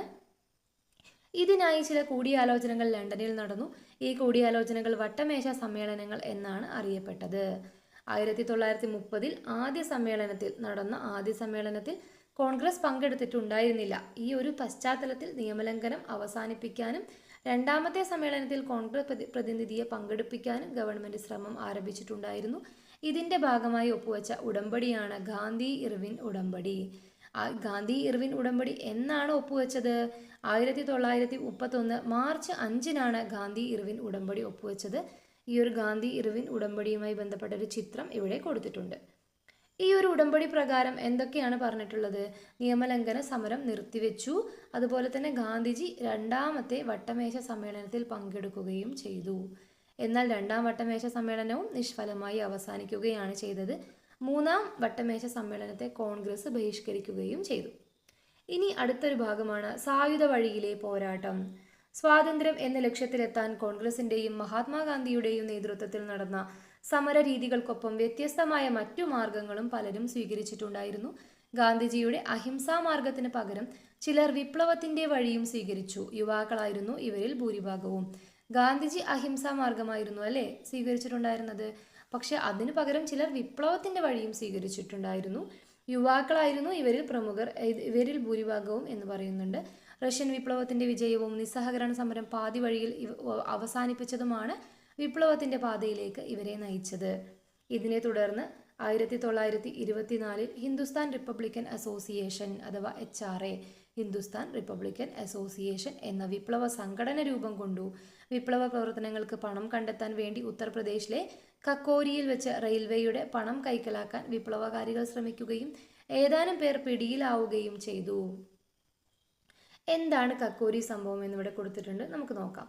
ആയുധങ്ങൾ വാങ്ങാൻ പണം കണ്ടെത്താനായി 1925 ഏപ്രിൽ 9-ന് എന്നാണ് 1925 ഏപ്രിൽ 9 വിപ്ലവകാരികൾ ഉത്തർപ്രദേശിലെ ലക്നൌവിനടുത്തുള്ള കക്കോരിയിൽ വെച്ച് 8 ഡൗൺ തീവണ്ടികൾ തടഞ്ഞ് റെയിൽവേയുടെ പണം കൈക്കലാക്കി. നിരവധി പേർ ഈ ഒരു കേസിൽ അറസ്റ്റിലായിട്ടുണ്ട്. ആരൊക്കെയാണ് ഈ ഒരു കേസിൽ അറസ്റ്റിലായിട്ടുള്ളത്? രാംപ്രസാദ് ബിസ്മിൽ, അഷ്ഫഖുള്ള ഖാനാണ്, രാജേന്ദ്ര ലാഹിരി, റോഷൻ സിംഗ് എന്നിവരെല്ലാമാണ് ഈ ഒരു കേസിൽ അറസ്റ്റിലായത്. 4 പേരെ ആൻഡമാൻ ദ്വീപിലേക്ക് നാടുകടത്തുകയാണ് ചെയ്തത്. അതുപോലെ തന്നെ 17 പേർക്ക് തടവ് ശിക്ഷയും ലഭിച്ചു. കക്കോരി സംഭവത്തെ തുടർന്ന് തിരിച്ചടി നേരിട്ട വിപ്ലവ പ്രവർത്തനങ്ങൾ വീണ്ടും ശക്തമായത് ഭഗത് സിംഗിന്റെ നേതൃത്വത്തിലായിരുന്നു. 1928 ഭഗത് സിംഗനും കൂട്ടരും രൂപീകരിച്ചത് ഹിന്ദുസ്ഥാൻ സോഷ്യലിസ്റ്റ് റിപ്പബ്ലിക്കൻ അസോസിയേഷൻ രൂപീകരിക്കുകയാണ് ഉണ്ടായത്. ഭഗത് സിംഗിന്റെ നേതൃത്വത്തിൽ വിപ്ലവകാരികൾ നടത്തിയ 2 പ്രധാന പ്രവൃത്തികളായിരുന്നു ലാലാ ലജ്പത് റായിയുടെ മരണത്തിലേക്ക് നയിച്ച ലാത്തി ചാർജിൽ പങ്കാളിയായ സാൻഡേഴ്സൺ എന്ന പോലീസ് ഉദ്യോഗസ്ഥനെ അവർ വെടിവെച്ചു കൊന്നു. അതുപോലെ തന്നെ കേന്ദ്ര നിയമനിർമ്മാണ സഭയിലേക്ക് ബോംബെറിയുകയും ചെയ്തു. ഇതിനെ തുടർന്ന് പോലീസിന്റെ പിടിയിലായ ഭഗത് സിംഗും രാജ്ഗുരു, സുഖ്ദേവ് എന്നീ ധീര വിപ്ലവകാരികളെ വിവിധ കേസുകളിലെ വിചാരണയ്ക്ക് ശേഷം 1931 മാർച്ച് 23 തൂക്കിലേറ്റി. ആരെയെല്ലാമാണ് തൂക്കിലേറ്റിയത്? ഭഗത് സിംഗിനെയും രാജ്ഗുരുവിനെയും സുഖ്ദേവിനെയും 1931 മാർച്ച് 23 തൂക്കിലേറ്റി. അക്കാലത്ത് വിപ്ലവ പ്രവർത്തനങ്ങൾ ബംഗാളിലും സജീവമായിരുന്നു. സൂര്യ സെന്നിന്റെ നേതൃത്വത്തിൽ വിപ്ലവകാരികൾ ചിറ്റഗോങ്ങിലെ ആയുധപ്പുര കൊള്ളയടിച്ചത് ഭരണകൂടത്തെ ഞെട്ടിച്ചു. വിപ്ലവ പ്രസ്ഥാനങ്ങളിൽ സ്ത്രീകളുടെയും പങ്കാളിത്തം ഉണ്ടായിരുന്നു എന്ന് പറയുന്നു. പ്രീതി ലത വധേദാർ, കൽപ്പന ദത്ത്, ബീനാ ദാസ് എന്നിവർ ഈ ഒരു സ്ത്രീ പങ്കാളിത്തം നമുക്ക് വ്യക്തമാക്കി തരുന്നു. ആരൊക്കെയായിരുന്നു സ്ത്രീകൾ? പ്രീതി ലത വധേദാറും കൽപ്പന ദത്തും ബീനാ ദാസുമായിരുന്നു ഇവരിൽ പ്രധാനികൾ. വിപ്ലവ പ്രവർത്തനങ്ങൾ ഇവരുടെ നേതൃത്വത്തിലും ഉണ്ടായിരുന്നു എന്ന് പറയുന്നു. ഇനി ഭഗത് സിംഗിന്റെ ആഹ്വാനം എന്ന് പറയുന്നൊരു ബോക്സ് നോക്കാം. 1931 യുവരാഷ്ട്രീയ പ്രവർത്തകർക്കുള്ള സന്ദേശത്തിൽ ഭഗത് സിംഗ് ഇങ്ങനെ പറഞ്ഞു: ഫലത്തിൽ ഞാനൊരു ഭീകരവാദിയായാണ് പ്രവർത്തിച്ചത്. എന്നാൽ ഞാനൊരു ഭീകരവാദിയല്ല. എനിക്ക് സമാഹരിക്കാവുന്ന മുഴുവൻ ശക്തിയുമെടുത്ത് ഞാൻ പ്രഖ്യാപിക്കുന്നു, ഞാൻ ഒരു ഭീകരപ്രവർത്തകനല്ല. ഒരു പക്ഷേ എൻ്റെ രാഷ്ട്രീയ പ്രവർത്തനത്തിൻ്റെ തുടക്കത്തിൽ കുറച്ചു നാളൊഴിച്ച് ഞാൻ അങ്ങനെ ആയിരുന്നിട്ടില്ല. അത്തരം രീതികളിലൂടെ നമുക്കൊരു നേട്ടവും കൈവരിക്കാനാകില്ലെന്ന് എനിക്ക് ഉറപ്പുണ്ട്. മതവർഗീയത ദേശീയ പ്രസ്ഥാനത്തിനും രാഷ്ട്രത്തിനും നേരെ ഉയർത്തുന്ന അപകടത്തെപ്പറ്റിയും ഭഗത് സിംഗ് ബോധവാനായിരുന്നു. കോളനിവൽക്കരണം പോലെ തന്നെ അപകടകരമാണ് മതവർഗീയതയെന്നും അദ്ദേഹം ഓർമ്മിപ്പിച്ചു. ഇനി കോൺഗ്രസ് സോഷ്യലിസ്റ്റ് പാർട്ടി അഥവാ CSP നമുക്ക് നോക്കാം. 1917 റഷ്യൻ വിപ്ലവത്തിന്റെ വിജയവും സോഷ്യലിസ്റ്റ് ആശയങ്ങളുടെ പ്രചാരണവും കോൺഗ്രസ് സോഷ്യലിസ്റ്റ് പാർട്ടിയുടെ രൂപീകരണത്തിലേക്ക് നയിച്ചു. കോൺഗ്രസിനുള്ളിൽ തന്നെയുള്ള സോഷ്യലിസ്റ്റ് ആശയങ്ങളോട് ആഭിമുഖ്യമുള്ളവർ ചേർന്നായിരുന്നു CSP രൂപീകരിച്ചത്. ജയപ്രകാശ് നാരായണനായിരുന്നു ആദ്യത്തെ സെക്രട്ടറി. മുതലാളിത്തത്തെയും ജന്മിത്തത്തെയും എതിർത്ത് ഒരു സോഷ്യലിസ്റ്റ് സമൂഹം സ്ഥാപിക്കലായിരുന്നു പാർട്ടിയുടെ ലക്ഷ്യം. കർഷകരെയും തൊഴിലാളികളെയും സംഘടിപ്പിച്ചുകൊണ്ട് അവരുടെ പ്രശ്നങ്ങൾ ചർച്ചയാക്കാൻ കോൺഗ്രസ് സോഷ്യലിസ്റ്റ് പാർട്ടിക്ക് കഴിഞ്ഞു എന്നും പറയുന്നുണ്ട്. ഇനി ഒരു ബോക്സ് കൊടുത്തിട്ടുണ്ട്. കമലാദേവി ചതോപാധ്യായ. കോൺഗ്രസ് സോഷ്യലിസ്റ്റ് പാർട്ടി അഥവാ CSPയുടെ രൂപീകരണം മുതൽ അതിൻ്റെ പ്രവർത്തനങ്ങളിൽ കമലാദേവി ചതോപാധ്യായ സജീവമായിരുന്നു. CSPയുടെ അധ്യക്ഷയായി പ്രവർത്തിച്ച അവർ നിയമലംഘന സമരകാലത്തും ക്വിറ്റ് ഇന്ത്യ സമരകാലത്തും അറസ്റ്റിലാവുകയും ജയിലിൽ കഴിയുകയും ഉണ്ടായി. ഇവിടെ ചിത്രം കൊടുത്തിട്ടുണ്ട്. കമലാദേവി ചതോപാധ്യായയുടെ ചിത്രം കൊടുത്തിട്ടുണ്ട്. 1944 മുംബൈയിൽ നടന്ന വനിതാ സമ്മേളനത്തിൽ നടത്തിയ പ്രസംഗത്തിൽ അവർ ഇങ്ങനെ പറഞ്ഞു: സ്ത്രീകളെ പുരുഷന്മാർക്കെതിരെ പോരാടിപ്പിക്കുകയോ സ്ത്രീകൾ പുരുഷന്മാരെ അനുകരിക്കുകയോ അല്ല വനിതാ പ്രസ്ഥാനത്തിൻ്റെ ലക്ഷ്യം. സ്വന്തം കഴിവുകളെക്കുറിച്ചും ചുമതലകളെക്കുറിച്ചും വനിതകളിൽ അവബോധം സൃഷ്ടിക്കുക, മറ്റ് ലിംഗവിഭാഗങ്ങളിൽപ്പെട്ടവരോട് ആദരവ് ഉണ്ടാക്കിയെടുക്കുക എന്നിവയാണ് അതിൻ്റെ ലക്ഷ്യങ്ങൾ എന്ന് കമലാദേവി ചതോപാധ്യായ പറയുന്നുണ്ട്. 1944 മുംബൈയിൽ നടന്ന വനിതാ സമ്മേളനത്തിലാണ് ഇങ്ങനെയുള്ളൊരു പ്രസംഗം നടത്തിയത്. ഇനി അടുത്തത് പറയുന്നു കർഷക മുന്നേറ്റങ്ങൾ. സ്വാതന്ത്ര്യ സമരത്തെ ശക്തിപ്പെടുത്താൻ കർഷകരുടെ പങ്കാളിത്തം അനിവാര്യമാണെന്ന് ഗാന്ധിജി ഉൾപ്പെടെയുള്ള നേതാക്കൾ തിരിച്ചറിഞ്ഞിരുന്നു. അക്കാലത്ത് കർഷകർ നിരവധി പ്രയാസങ്ങൾ നേരിട്ടിരുന്നു. എന്തൊക്കെയായിരുന്നു കർഷകർ നേരിട്ടിരുന്ന പ്രയാസങ്ങൾ? അമിതമായ നികുതി, ജന്മിമാരുടെ ചൂഷണം, കുടിയൊഴിപ്പിക്കൽ. 1920-കളിൽ കിസാൻ സഭകൾ രൂപീകരിച്ച് കർഷകർ സംഘടിച്ചു തുടങ്ങി. അക്കാലത്ത് ഉത്തർപ്രദേശിലെ അവധ് മേഖലയിൽ നടന്ന കർഷക മുന്നേറ്റം ഐക്യപ്രസ്ഥാനം എന്നാണ് അറിയപ്പെട്ടത്. എന്താണ് അവധിൽ നടന്ന കർഷക മുന്നേറ്റം അറിയപ്പെട്ടത്? ഐക്യപ്രസ്ഥാനം. 1936-ൽ അഖിലേന്ത്യാ കിസാൻ സഭ രൂപീകരിച്ചു. ഇത് കർഷക പ്രസ്ഥാനത്തിലെ ചരിത്രത്തിലെ നാഴികക്കല്ലായി മാറി. 1940-കളിലാണ് കർഷക സമരങ്ങൾ സ്വാതന്ത്ര്യം എന്ന ഒരു ലക്ഷ്യത്തിലേക്ക് എത്തുന്നതിന് സഹായിച്ച ഒരു പ്രധാന ഘടകമായി മാറിയത്. പിൽക്കാല കർഷക സമരങ്ങളിൽ പ്രധാനപ്പെട്ടവയായിരുന്നു ബംഗാളിലെ തേബാഗ സമരവും ആന്ധ്രയിലെ തെലങ്കാന സമരവും. ബംഗാളിലായിരുന്നു തേബാഗ സമരം, അതുപോലെ തന്നെ ആന്ധ്രയിലായിരുന്നു തെലങ്കാന സമരം. ഇവിടെ ഒരു ബോക്സ് കൊടുത്തിട്ടുണ്ട്, തേബാഗ ചായ്. നമുക്ക് നോക്കാം. അഖിലേന്ത്യാ കിസാൻ സഭയുടെ നേതൃത്വത്തിൽ 1946-47 കാലത്താണ് തേബാഗ സമരം നടന്നത്. ഭൂപ്രഭുക്കളായ ജോത്തേദാർമാർക്ക് എതിരെയായിരുന്നു കർഷകരുടെ സമരം. വിളവ് രണ്ടായി ഭാഗിച്ച് ഒരു ഭാഗം ജോത്തേദാർമാർക്ക് നൽകുന്ന രീതിയാണ് ഉണ്ടായിരുന്നത്. വിളവിനെ 3ആയി ഭാഗിക്കണമെന്നും അതുപോലെ തന്നെ 2 ഭാഗം തങ്ങൾക്ക് ലഭിക്കണമെന്നും ആവശ്യപ്പെട്ട് കർഷകർ നടത്തിയ സമരത്തിലെ മുദ്രാവാക്യമായിരുന്നു തേബാഗ ചായ്. ഇതിൻ്റെ അർത്ഥം 3ൽ 2 ഭാഗം ഞങ്ങൾക്ക് വേണം, അഥവാ വി വാണ്ട് 2/3 ഷെയർ എന്നാണ് ഈ ഒരു തേബാഗ ചായയുടെ അർത്ഥം. ഇനി സംഘടിതരാകുന്ന തൊഴിലാളികൾ നമുക്ക് നോക്കാം. ആ ഒരു ഭാഗം. ആധുനിക വ്യവസായശാലകൾ നിലവിൽ വന്നതോടെ ആധുനിക തൊഴിലാളി വർഗം ഇന്ത്യയിൽ രൂപപ്പെട്ടു. ആധുനിക വ്യവസായശാലകൾ ഇന്ത്യയിൽ നിലവിൽ വരികയാണ്. അതുകൊണ്ട് അതിൻ്റെ ഭാഗമായിട്ടാണ് ആധുനിക തൊഴിലാളി വർഗം ഇന്ത്യയിൽ രൂപപ്പെട്ടത്. തൊഴിലാളികളുടെ പ്രധാന പ്രശ്നങ്ങളായിരുന്നു എന്തൊക്കെയാണ്? കുറഞ്ഞ കൂലി, കൂടുതൽ ജോലി സമയം, സ്ത്രീ ബാല തൊഴിലാളികൾ നേരിട്ട ചൂഷണം തുടങ്ങിയവ. AITUC all India trade union Congress ആയിരുന്നു ദേശീയ അടിസ്ഥാനത്തിൽ രൂപീകരിക്കപ്പെട്ട ഇന്ത്യയിലെ ആദ്യത്തെ തൊഴിലാളി സംഘടന. അതുപോലെ 2ാം ലോക യുദ്ധാനന്തര കാലത്ത് നടന്ന റെയിൽവേ കമ്പിത്തപാൽ തൊഴിലാളികളുടെ പണിമുടക്ക് സമരങ്ങളും ഇന്ത്യയെ പിടിച്ചുകുലുക്കി. 1946-ൽ റോയൽ ഇന്ത്യൻ നേവിയിലെ കലാപത്തിന് പിന്തുണയുമായി തൊഴിലാളികൾ ബോംബെയിൽ നടത്തിയ പണിമുടക്ക് സംഘർഷത്തിലാണ് അവസാനിച്ചത് എന്ന് പറയുന്നു. 1946-ലാണ് റോയൽ ഇന്ത്യൻ നേവിയിലെ കലാപത്തിന് പിന്തുണയുമായി തൊഴിലാളികൾ ബോംബെയിൽ നടത്തിയ പണിമുടക്ക് സംഘർഷത്തിൽ അവസാനിച്ചു എന്ന് പറയുന്നുണ്ട്. ഇനി ഇവിടെ ഒരു ബോക്സ് കൊടുത്തിട്ടുണ്ട്. എന്താണ് നാവിക കലാപം എന്ന് പറയുന്നുണ്ട്. ബ്രിട്ടീഷ് ഇന്ത്യയിലെ നാവിക സൈന്യമായിരുന്നു റോയൽ ഇന്ത്യൻ നേവി. 1946 ഫെബ്രുവരിയിൽ റോയൽ ഇന്ത്യൻ നേവിയിലെ നാവികർ ബ്രിട്ടീഷ് ഭരണത്തിനെതിരെ കലാപം നടത്തി. 1946 ഫെബ്രുവരി 18-ന് മുംബൈയിൽ തൽവാർ എന്ന കപ്പലിൽ ആരംഭിച്ച കലാപം RIN കലാപം എന്നറിയപ്പെട്ടു. എന്നാണ് ആരംഭിച്ചത്? 1946 ഫെബ്രുവരി 18-നാണ്. മുംബൈയിലാണ് ആരംഭിച്ചത്. തൽവാർ എന്ന കപ്പലിലാണ്. ഈ ഒരു കലാപം RIN കലാപം എന്നും അറിയപ്പെടുന്നുണ്ട്. കലാപകാരികൾ ബ്രിട്ടീഷ് പതാകകൾ അഴിച്ചുമാറ്റി. ഇതിനു പകരം കോൺഗ്രസ്, കമ്മ്യൂണിസ്റ്റ്, മുസ്ലിം ലീഗ് പാർട്ടികളുടെ പതാകകളാണ് ഉയർത്തിയത്. മറ്റ് നാവിക കേന്ദ്രങ്ങളിലേക്കും വ്യാപിച്ച കലാപത്തെ സൈനിക ശക്തി ഉപയോഗിച്ചാണ് ബ്രിട്ടീഷുകാർ അടിച്ചമർത്തിയത്. ഇനി ബ്രിട്ടീഷുകാർ ഇന്ത്യ വിടുക എന്നൊരു ഭാഗമുണ്ട്, നമുക്ക് നോക്കാം. 2ാം ലോകയുദ്ധം അവസാനിച്ചതോടെ ഇന്ത്യയുടെ പിന്തുണ ബ്രിട്ടന് അനിവാര്യമായി മാറി. ഇതിനായി സർ സ്റ്റഫോർഡ് ക്രിപ്സ് ഇന്ത്യയിലെത്തി. എന്നാൽ ഇന്ത്യയിൽ നേതാക്കന്മാരെ ചർച്ചകളിലൂടെ അനുനയിപ്പിക്കുന്നതിൽ സ്റ്റഫോർഡ് ക്രിപ്സ് പരാജയപ്പെടുകയാണ് ഉണ്ടായത്. ഇതോടെ ഗാന്ധിജിയുടെ നേതൃത്വത്തിൽ അവസാനത്തെ ബഹുജന സമരത്തിന് തുടക്കമായി. അപ്പോൾ എന്താണ്? ഒരു സ്റ്റഫോർഡ് ക്രിപ്സ് ഇന്ത്യയിലെത്തുകയുണ്ടായി അല്ലേ? അപ്പോൾ ഇത് എന്തിനു വേണ്ടിയിട്ടാണ്? ഇന്ത്യയിലെ നേതാക്കന്മാരെ ചർച്ചകളിലൂടെ അനുനയിപ്പിക്കാൻ വേണ്ടിയിട്ടായിരുന്നു വന്നത്. പക്ഷേ ഈ ഒരു ദൗത്യം പരാജയപ്പെടുകയാണ് ഉണ്ടായത്. ഇതിൻ്റെ ഭാഗമായിട്ട് ഇന്ത്യയിൽ ഗാന്ധിജിയുടെ നേതൃത്വത്തിൽ അവസാനത്തെ ബഹുജന സമരത്തിന് തുടക്കമായി. അപ്പോൾ ഗാന്ധിജി പറഞ്ഞിട്ടുള്ള ഒരു കാര്യം ഇതാ, ഒരു മന്ത്രം, ഒരു കൊച്ചു മന്ത്രം ഞാൻ നിങ്ങൾക്ക് തരുന്നു.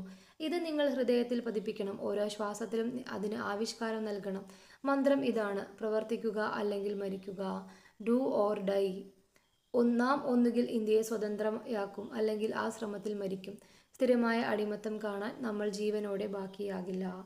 1942 ഓഗസ്റ്റ് 8-ന് മുംബൈയിൽ നടന്ന ബഹുജന സമ്മേളനത്തെ അഭിസംബോധന ചെയ്ത് ഗാന്ധിജി നടത്തിയ പ്രസംഗത്തിലെ ഭാഗമാണ് മുകളിൽ കൊടുത്തിട്ടുള്ളത്. ഇതോടെയാണ് ക്വിറ്റ് ഇന്ത്യ സമരത്തിന് തുടക്കമാകുന്നതും. ഗാന്ധിജി ഉൾപ്പെടെയുള്ള നേതാക്കൾ ജയിലിലായി. എന്നിട്ടും സമരം രാജ്യം മുഴുവൻ വ്യാപിച്ചിരുന്നു. വിദ്യാർത്ഥികളും യുവജനങ്ങളും തൊഴിലാളികളും സ്ത്രീകളും ഈ ഒരു സമരത്തെ ഏറ്റെടുത്ത് മുന്നോട്ട് കൊണ്ടുപോയിട്ടുണ്ടായിരുന്നു. പോസ്റ്റ് ഓഫീസുകൾ, കമ്പി തപാൽ ഓഫീസുകൾ, റെയിൽവേ സ്റ്റേഷനുകൾ എന്നിവയെല്ലാം ആക്രമിക്കപ്പെട്ടു. ജയപ്രകാശ് നാരായൺ, റാം മനോഹർ ലോഹ്യ, അരുണ ആസിഫ് അലി, സുജേത കൃപലാനി തുടങ്ങിയവർ ഒളിവിൽ നിന്നും സമരം നയിച്ചിട്ടുണ്ടായിരുന്നു. അതുപോലെ ബോംബെ നഗരത്തിൽ നിന്ന് രഹസ്യമായി സംപ്രേഷണം ചെയ്യപ്പെട്ട കോൺഗ്രസ് റേഡിയോ വഴി നേതാക്കന്മാർ സമരക്കാരോട് സംസാരിച്ചിരുന്നു എന്ന് പറയുന്നുണ്ട്. ഇവിടെ ഒരു ചിത്രം കൊടുത്തിട്ടുണ്ട്. ക്വിറ്റ് ഇന്ത്യ സമരകാലത്തെ ബോംബെയിലെ, ഇന്നത്തെ മുംബൈ, സ്ത്രീകളുടെ ജാഥയുടെ ചിത്രമാണ് ഇവിടെ കൊടുത്തിട്ടുള്ളത്. സമരം പലയിടത്തും അക്രമത്തിലേക്ക് എത്തിയപ്പോഴും അക്രമങ്ങളെ അപലപിക്കാൻ ഗാന്ധിജി തയ്യാറായില്ല. ഭരണകൂടത്തിന്റെ അക്രമമാണ് ജനങ്ങളെ പ്രകോപിപ്പിച്ചതെന്നായിരുന്നു ഗാന്ധിജിയുടെ നിലപാട്. അപ്പോൾ ഗാന്ധിജി പല സ്ഥലങ്ങളിൽ അക്രമങ്ങൾ ഉണ്ടായിട്ടും ഗാന്ധിജി ഈ ഒരു അക്രമങ്ങളെ ഒന്നും തടയാനൊന്നും നിന്നിട്ടില്ല.